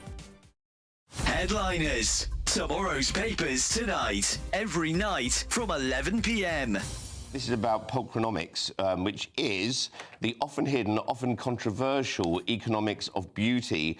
And there's this guy, he's called, here it says Anil Hamamesh, but I think they've missed out the D, so I'm guessing he's Daniel rather than Anil, which he might be, though. He might be, or he might be anal for an Anil Hamamesh, maybe. That's his unfortunate name. But basically, he's looked into how ugliness affects people, and it turns out he's discovered that ugly people are less attractive. And that affects them for the rest of their life. Now, where this does get interesting, it is worrying because, of course, this is going to lead to the ugly rights movement, ugly pride march down some dirty back street. And but I remember hearing about this at the time. People born in the UK between March 3rd and March 9th, 1958, were part of this massive survey that was done, which was finding about what would happen to them later in life, and it went through a number of different factors. But I didn't know this. The teachers were also asked to rate their pupils on attractiveness. Yeah, it's a bit pedo-y. But yeah, I mean, I don't know whether that would wash now, but it was bone structure and where they're symmetrical, that kind of thing. You should probably really have a committee of at least half a dozen teachers.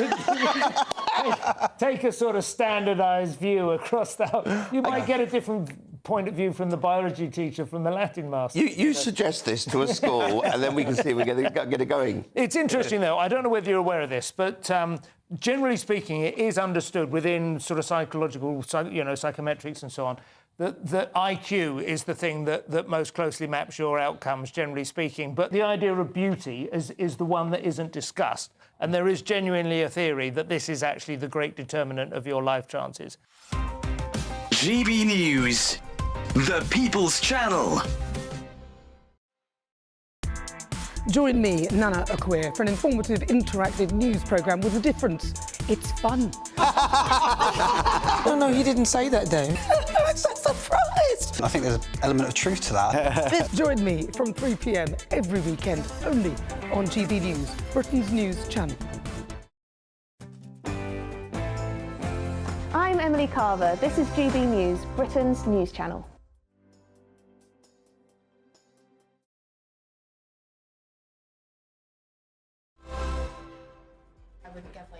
Good morning, welcome back at GB News. We'd love to hear what you think. Every day we'll be running our poll of the day, and today we're asking, do you agree with Rachel Reeves that her plan is a fair deal for farmers? We'll be bringing you the live results throughout the day, so make sure to stay tuned, and the final result will be announced later in Nana Akwe's show.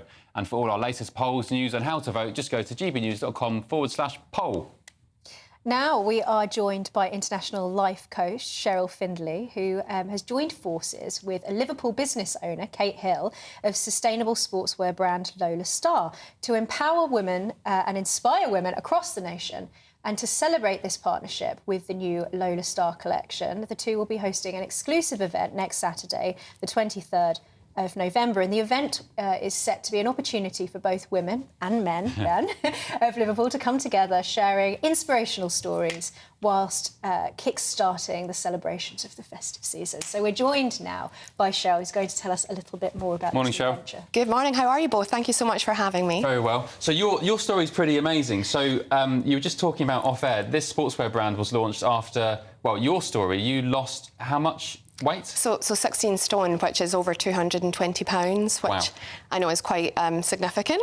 But during that kind of decade-long journey, I learned a lot about myself, and I learned a lot about what it takes to be successful, to be happy, to be well, and to just live an incredible life every day. And so as a life coach, these are things that I'm passionate about, supporting other women to believe in themselves, build their confidence, to take daily aligned action towards being the best, happiest, healthiest version of them. Okay, come on then. How do you do that? What would you? What does coaching somebody actually look like? Yeah. Are you giving them goals to work towards or helping them structure their life? Yeah, so I don't give out goals, absolutely not. It's all about whatever an individual wants. So what we do to begin with is we understand, like, where are you now? Where are you thriving? Where do you feel really happy and excited in your life? And what's lacking? Like, where would you like to feel better? Where would you like to improve? And then we take it from there. So my job is to provide a really safe environment. I'm there to help people. We all have these, like, limiting beliefs, and they're ingrained in us from a really early age. And they show up for us, especially during, like, pressure points in our lives. Maybe we go to take on, like, a fitness competition, or we go for a promotion at work. And sometimes what will show up is that inner critic. And so something that I work extensively with my clients on is to reframe all of that, because actually we can do anything we want. We just need to believe it. OK, well, that sounds all good. I'd love to take that on board. I'd love to be my true self and fulfil my potential. So have you got any practical tips on how to do that? Yeah, so we start with clarity, right? Like, you need to know, it's such a busy, fast-paced world we live in. There's so much sensory overload. You know, it'd be so easy to be distracted. So we need to kind of quiet all that noise down and start with, where do I want to focus? Pick 2 or 3 things. Where do I want to focus? And then we define the goal. What would I like that area of my life to look, not just look like, but feel like? And then we take it from there. So that's where you would start.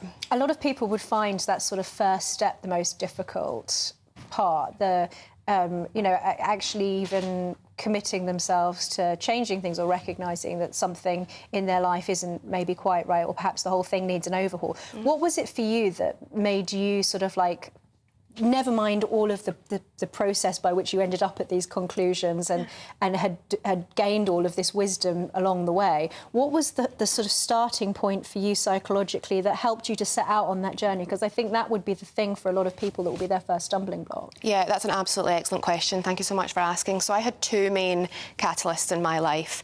I seen a picture of myself from a friend's wedding, and I hadn't realised how overweight and unhappy I was, and I seen it so clearly, this really vivid moment. And so I started changing, like, everything from then on. I changed everything. And you do need to be focused and apply some discipline to your life. Like, it's not going to be easy. And then the second thing for me, I actually was had a cancer diagnosis in 2019. And I just decided if I was going to be lucky enough to be on the other side of it, I wasn't going to play small anymore. Wow. So did that diagnosis come when you were still on the bigger side? No. So you No, it was like 10 years later. You made efforts to sort that out, the weight situation, and then you got the cancer diagnosis? Yep.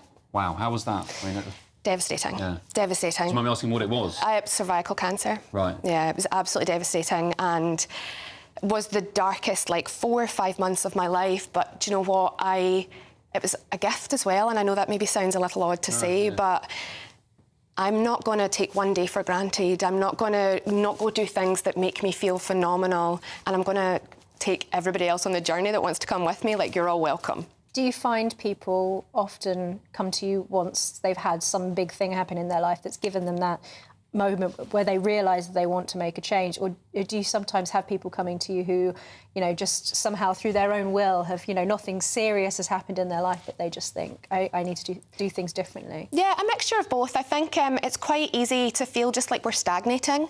And I think there's so much more awareness around wellness and success. I talk about success, but it's success as defined by you. Yeah. You know, what feels like success for you will be different for you, will be different for me. And so it's more about living like in alignment so that every day you feel happy, whether you're hiking up a mountain or whether you're in the gym or whether you're nailing it at work. Like, it's up to us to like determine what success is.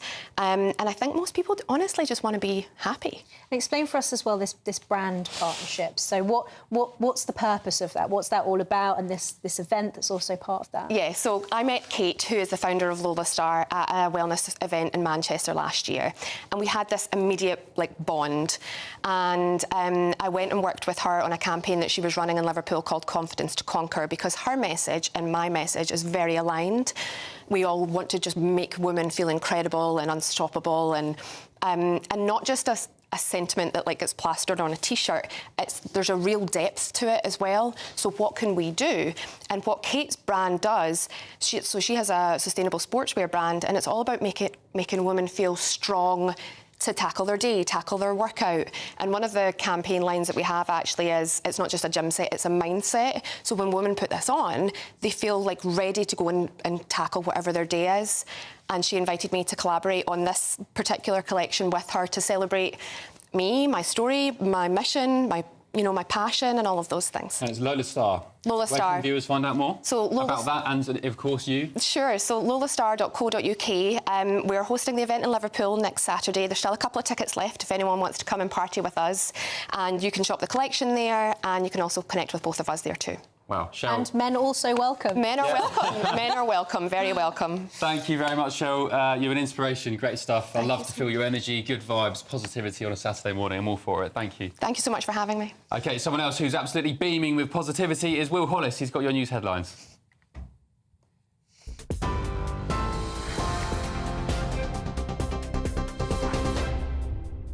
Always happy to be here on a Saturday morning. First up, Kemi Badenoch has described a police investigation into a journalist's year-old tweets as absolutely wrong amidst a row over free speech.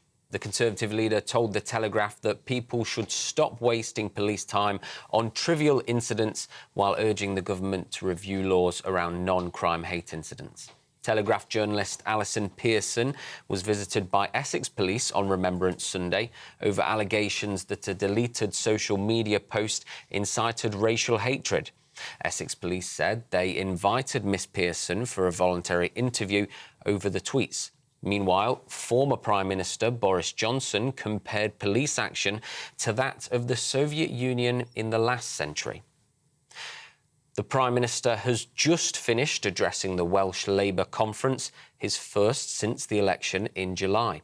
Sir Keir told conference Wales carried the torch for 14 years to show the change Labour can deliver, but has now hailed a new era of opportunity with Labour governments in both Britain and Wales.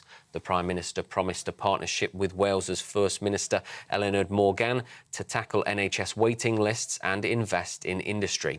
Welsh Labour won 27 out of 32 seats in the last election, kicking the Tories into oblivion with 0 seats. Here's the Prime Minister speaking a few moments ago.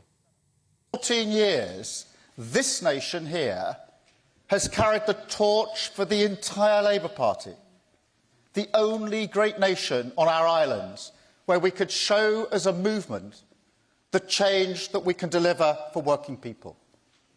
But now, a Labour government in Cardiff Bay, joined by a Labour government in Westminster, a new era, a new opportunity, a responsibility that we must now take to return Wales and Britain decisively to the service of working people. Meanwhile, farmers are descending on the conference in protest over changes to inheritance tax. With trailers and tractors leading the way, farmers are to be escorted by police en route to the conference in Llandudno. In changes announced in the budget, farmers who pass on their land will have to pay a 20% tax on assets worth more than £1 million. The Prime Minister has defended proposals, saying the government needs to keep explaining how this will work.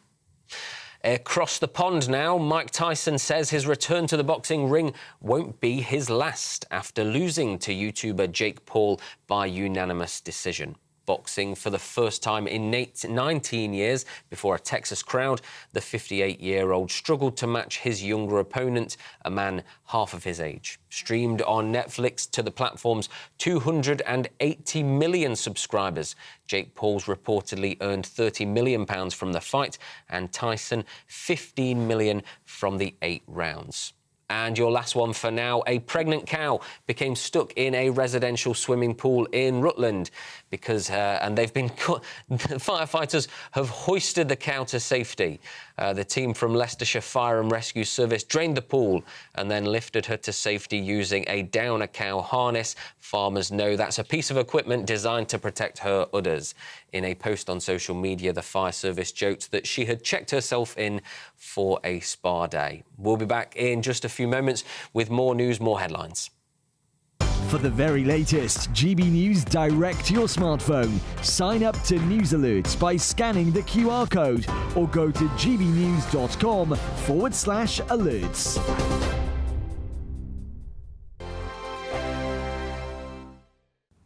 Good morning. Welcome to your latest GB News weather from the Met Office. We've got a bit of a north-south split across the UK today with some blustery, chilly showers in the north, but generally just staying a little bit milder and a little bit cloudier further south. We've got this weather front that we've seen sinking its way southwards, and it will continue to do so through the rest of Saturday and into the start of Sunday.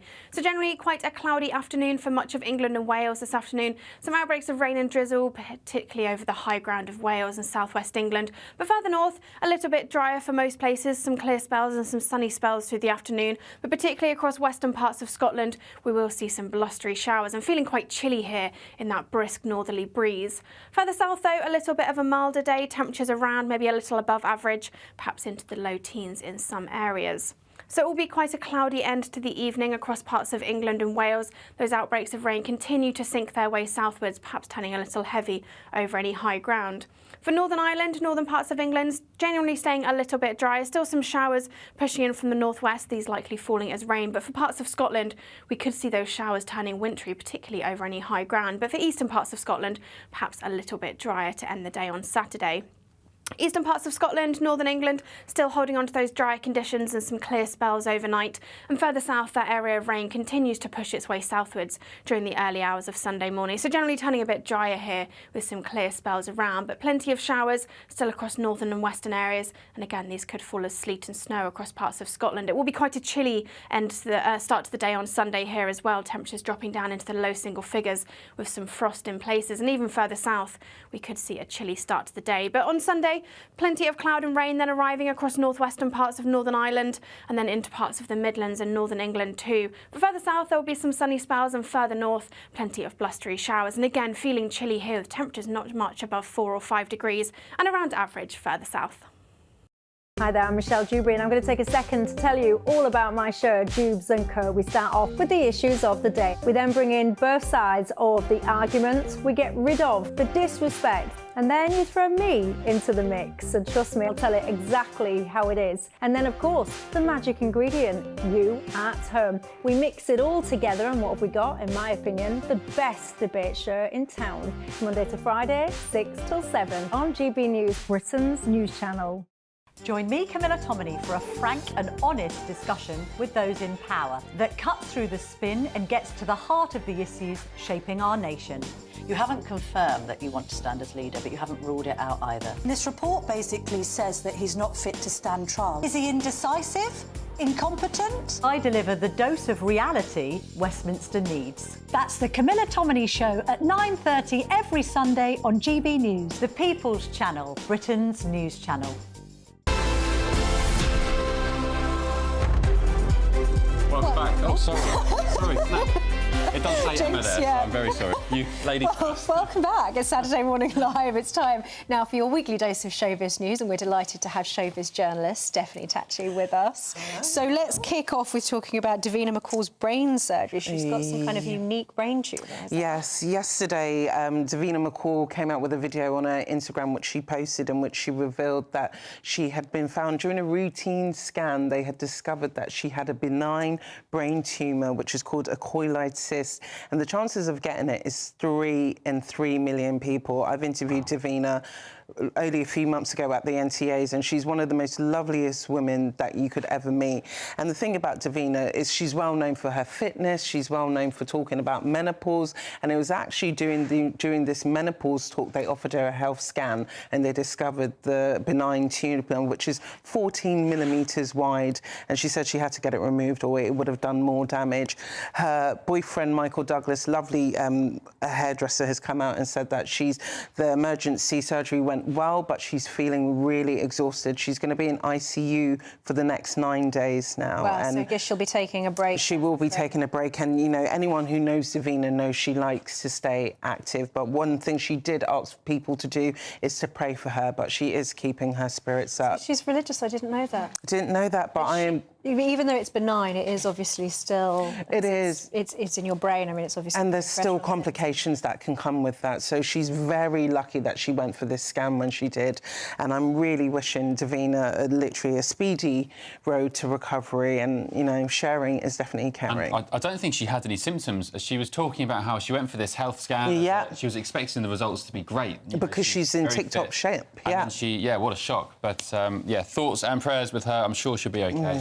Little reminder for people that sometimes things can be symptomless, so keep an eye on... that's the scary... Checks anyway, that is the scary thing, and I think, you know, she really did have God on her side with this, so...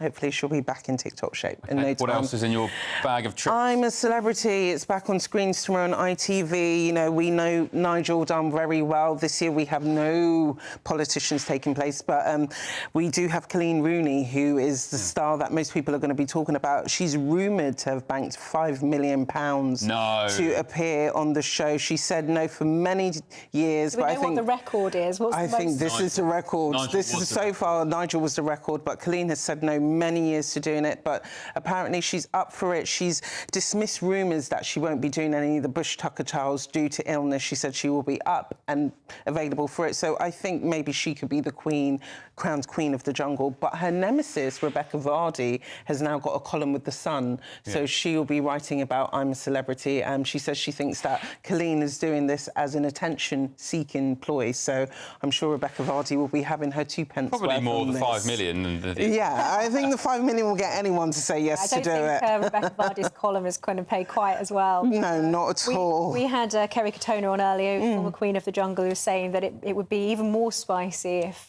Rebecca Vardy was actually in the jungle. Well, she was in the jungle in 2017, but I'm pretty sure if she came out, then the gloves would definitely be out between both of them, because there's no love lost between them. But I think it will be a good series. There's a whole host of other names who will be equally interesting, such as Oti Mabuse, Danny Jones, Jane Moore, the columnist, and who else we got? J.K. Barry as well. Who's the bookie's favourite? I think it's going to be Colleen. I think she's going to be crowned queen of the jungle. So what about these Glastonbury tickets? They've changed the rules, haven't they? They have changed the rules. Like, we've seen this year so many cases of dynamic pricing when it comes to tickets with the Oasis reunion tour. So now what they've done for Glastonbury is they are selecting people by randomly placing them in the queue. So when you go, you won't have to refresh your computer constantly. So when you go, it's all random selection. But already the first batch of tickets sold out on Thursday evening within 30 minutes. They are going for £373 and they will be available from tomorrow at 9 a.m, but you must have registered from November the 11th. Is that for the whole weekend? Yeah, the whole weekend. 3 days. 4 days, actually. Yeah, 5, So people happy with this new system? I think it stops any speculation of the system being rigged, which is what's been occurred in the past and what we've seen when fans are desperate to get tickets. Rigged towards what? Rigged towards unfair selection, rigged towards that actually the computer crashes and whatever. So they've now made sure that there's a system in place where this is now in good shape. Okay. Have you ever been to Glastonbury, Ben? I was just about to ask you. No, I haven't. I don't think I could be bothered to be honest. Oh, you have to. It's a bit of peace and quiet. It's the most happiest place on earth. It really is. 5 times. 5 times? Yeah. Wow, I go with my leopard print tent every year. Absolutely love Glastonbury. It's worth it. Maybe we're just a bit boring, Emma. I think that might be. I definitely don't own a leopard print tent, that's for sure. Yeah. OK, great stuff, Steph. Thanks, thank you guys. so much. Lovely to see you. Still to come, we'll be joined by X Factor finalist Talia Dean, who's teamed up with none other than rock legend Brian May for a belting new track. Back in a tick.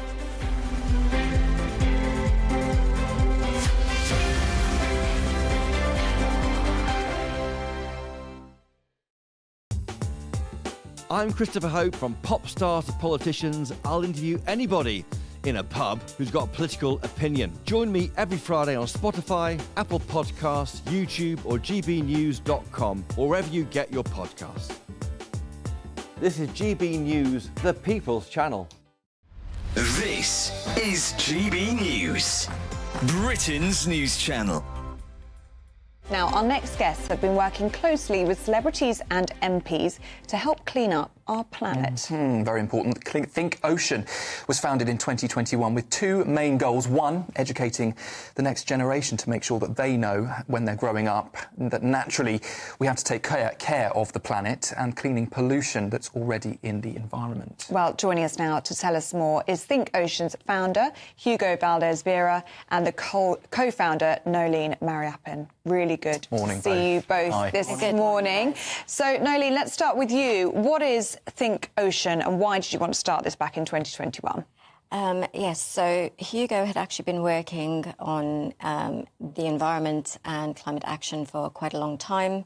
When he moved to the UK, he realised that there was a growing problem with plastic pollution and that more needed to be done because people weren't actually seeing the link between plastic, the impact on the environment and climate change.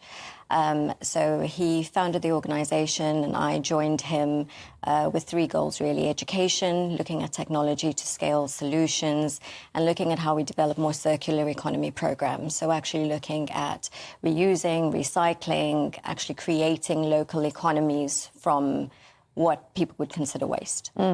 Hugo, just how bad is plastic pollution around the world, and especially here in the UK? Well, it is bad, but we don't know the extent of how bad it is. You know, this is not much interest from the bigger players or, you know, some government for us to know every detail of the pollution. So if we know that is from 1 to 10 is 2, probably it's about 6. Oh. GB News, the People's Channel. Join me, Nana Akwe, for an informative, interactive news programme with a difference. It's fun. No, he didn't say that, Dave. I'm so surprised. I think there's an element of truth to that. Join me from 3 p.m. every weekend, only on GB News, Britain's news channel. Nightmare commute? Kick it up a gear with GB News Radio. You can listen online and on DAB+ and on the GB News app. We're also on TuneIn and the Radio Player apps. From the school run to rush hour, get revved up with GB News Radio. We are the People's Channel, Britain's news channel.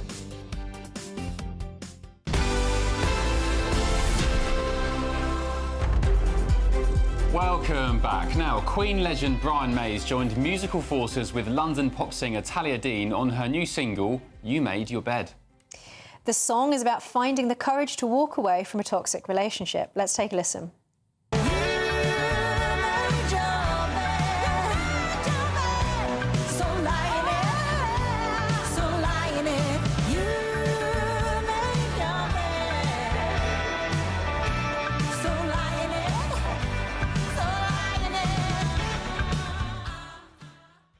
Now, Talia first rose to fame on The X Factor back in 2017, and she joins us now to share more about her latest collaboration. Thank you for joining us, Talia. Morning, Can Talia. you explain to us, firstly, the title of this song and sort of where you're coming from with it? You made your bed, you lie in it. So if you treat someone very badly and don't treat them with the respect that they deserve and not like a human being, then you've made your bed. You have to just walk away and let them lie in the bed that they've made. You've got to find that strength and find supportive people around you and a supportive network. And we've got to start making better decisions in relationships. Too many horrible things are happening, coercive abuse, toxicity. It's time that we make a stand, men and women. Men don't report these things enough, and it's about time that we started to make better choices. Yeah, definitely a lesson to be had in there. Tell us about the tune. It's certainly a banger, a bop, as you'd call it, or maybe not the boomers. How did you team up with Brian May? Where did that relationship start? Well, I've known Brian a really, really long time. He supported me all through my music career. I actually used to be his PA in his travel PA. Yes, when I was in my 20s and I started to write music, and he always really supported what I did. And one day I just wrote a song that he absolutely fell in love with, and from there we wrote 3 other songs together, this being probably our best song. So go and download it, guys. So that we can see on the screen now from the music video, lots of these are direct. Well, some of them are clips from Queen videos. No. Yeah, because he's in a band called Queen as well. I don't know if you've heard of it. Queen, yeah, of course, yeah, of course we have. So is this issue that the song is about? Is this something that's quite dear to his heart as well, and also the cause that you're raising funds through this for homelessness? Is that right?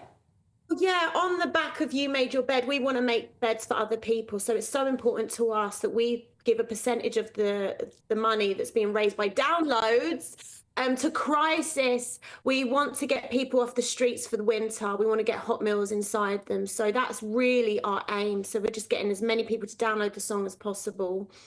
So you, of course, on the X Factor back in 2017. How has life been for you since then? Was it everything you imagined? Are you happy with where you are? Well, you know, reality shows like that are really, really tough. And the further you get into them, the more pressure, the more control. You know, it's amazing now that I'm able to do things that I perhaps couldn't do before when I was tied to the show. And I've got to stay really with my feet on the ground and not let things get over my head. As we know, many things have happened to past X Factor contestants that have not been the best. So at the moment, I'm just trying to lead a really positive life. I'm a follower of Christ and keep the light in my life rather than seek materialistic things. Yeah. That's a great message. We've had a lot of religion this morning, Christianity especially this morning. Praise the Lord, hallelujah. Would you recommend going on X Factor as a young artist trying to make it? Is it still the way to go? Of course, you've had massive names in the past, One Direction, of course, and so on and so on. But for young artists who are creative and, you know, they've got big ambitions of not being famous, but trying to express themselves musically, is X Factor the way to go? I don't think anyone should audition for X Factor under 21. I think there's a lot that needs to be said and things have to change if they bring back the show. I'm lucky. I was older, I was wiser, and I had management and I was very supported. But I think you have to be careful. You can't throw people into reality shows and then when it's over, just abandon them and expect them to understand what fame is. It's pressure. It's, you know, you end up with a void that you need to fill. And if you don't have God in your life or any positive family, you fill it with terrible things.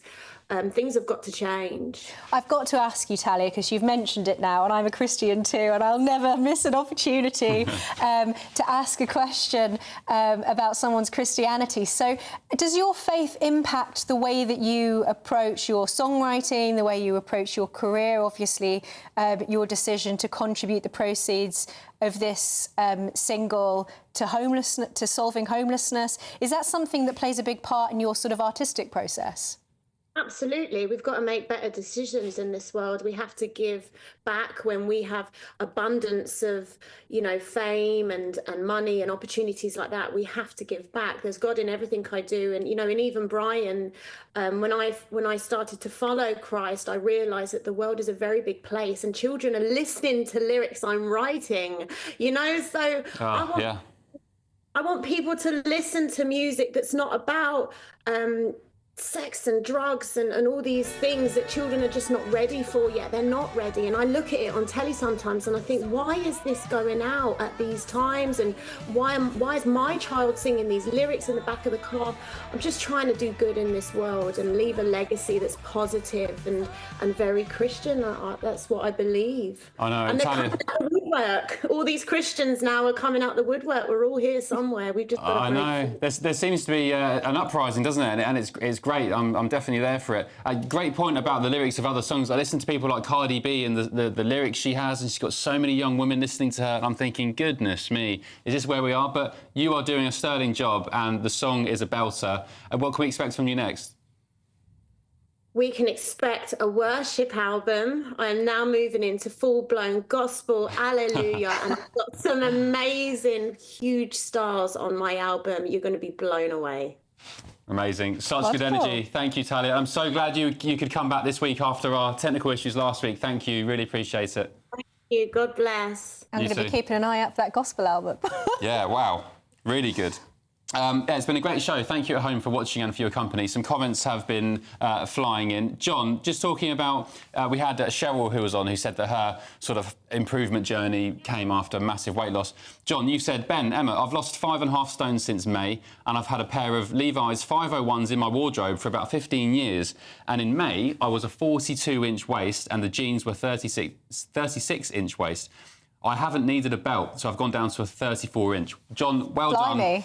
I'm so happy to hear people are, getting healthy and happy and, living their best life. Especially given all that stuff about our junk food addiction. Hopefully this will inspire some people to sort of change the way they live their life for the better. Yeah, definitely. Emma, thank you for your company. I've had lots of fun, and thank you guys at home.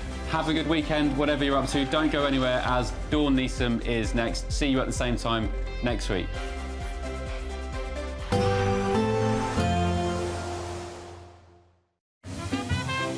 Heavy showers first thing will be followed by a warm, cosy day.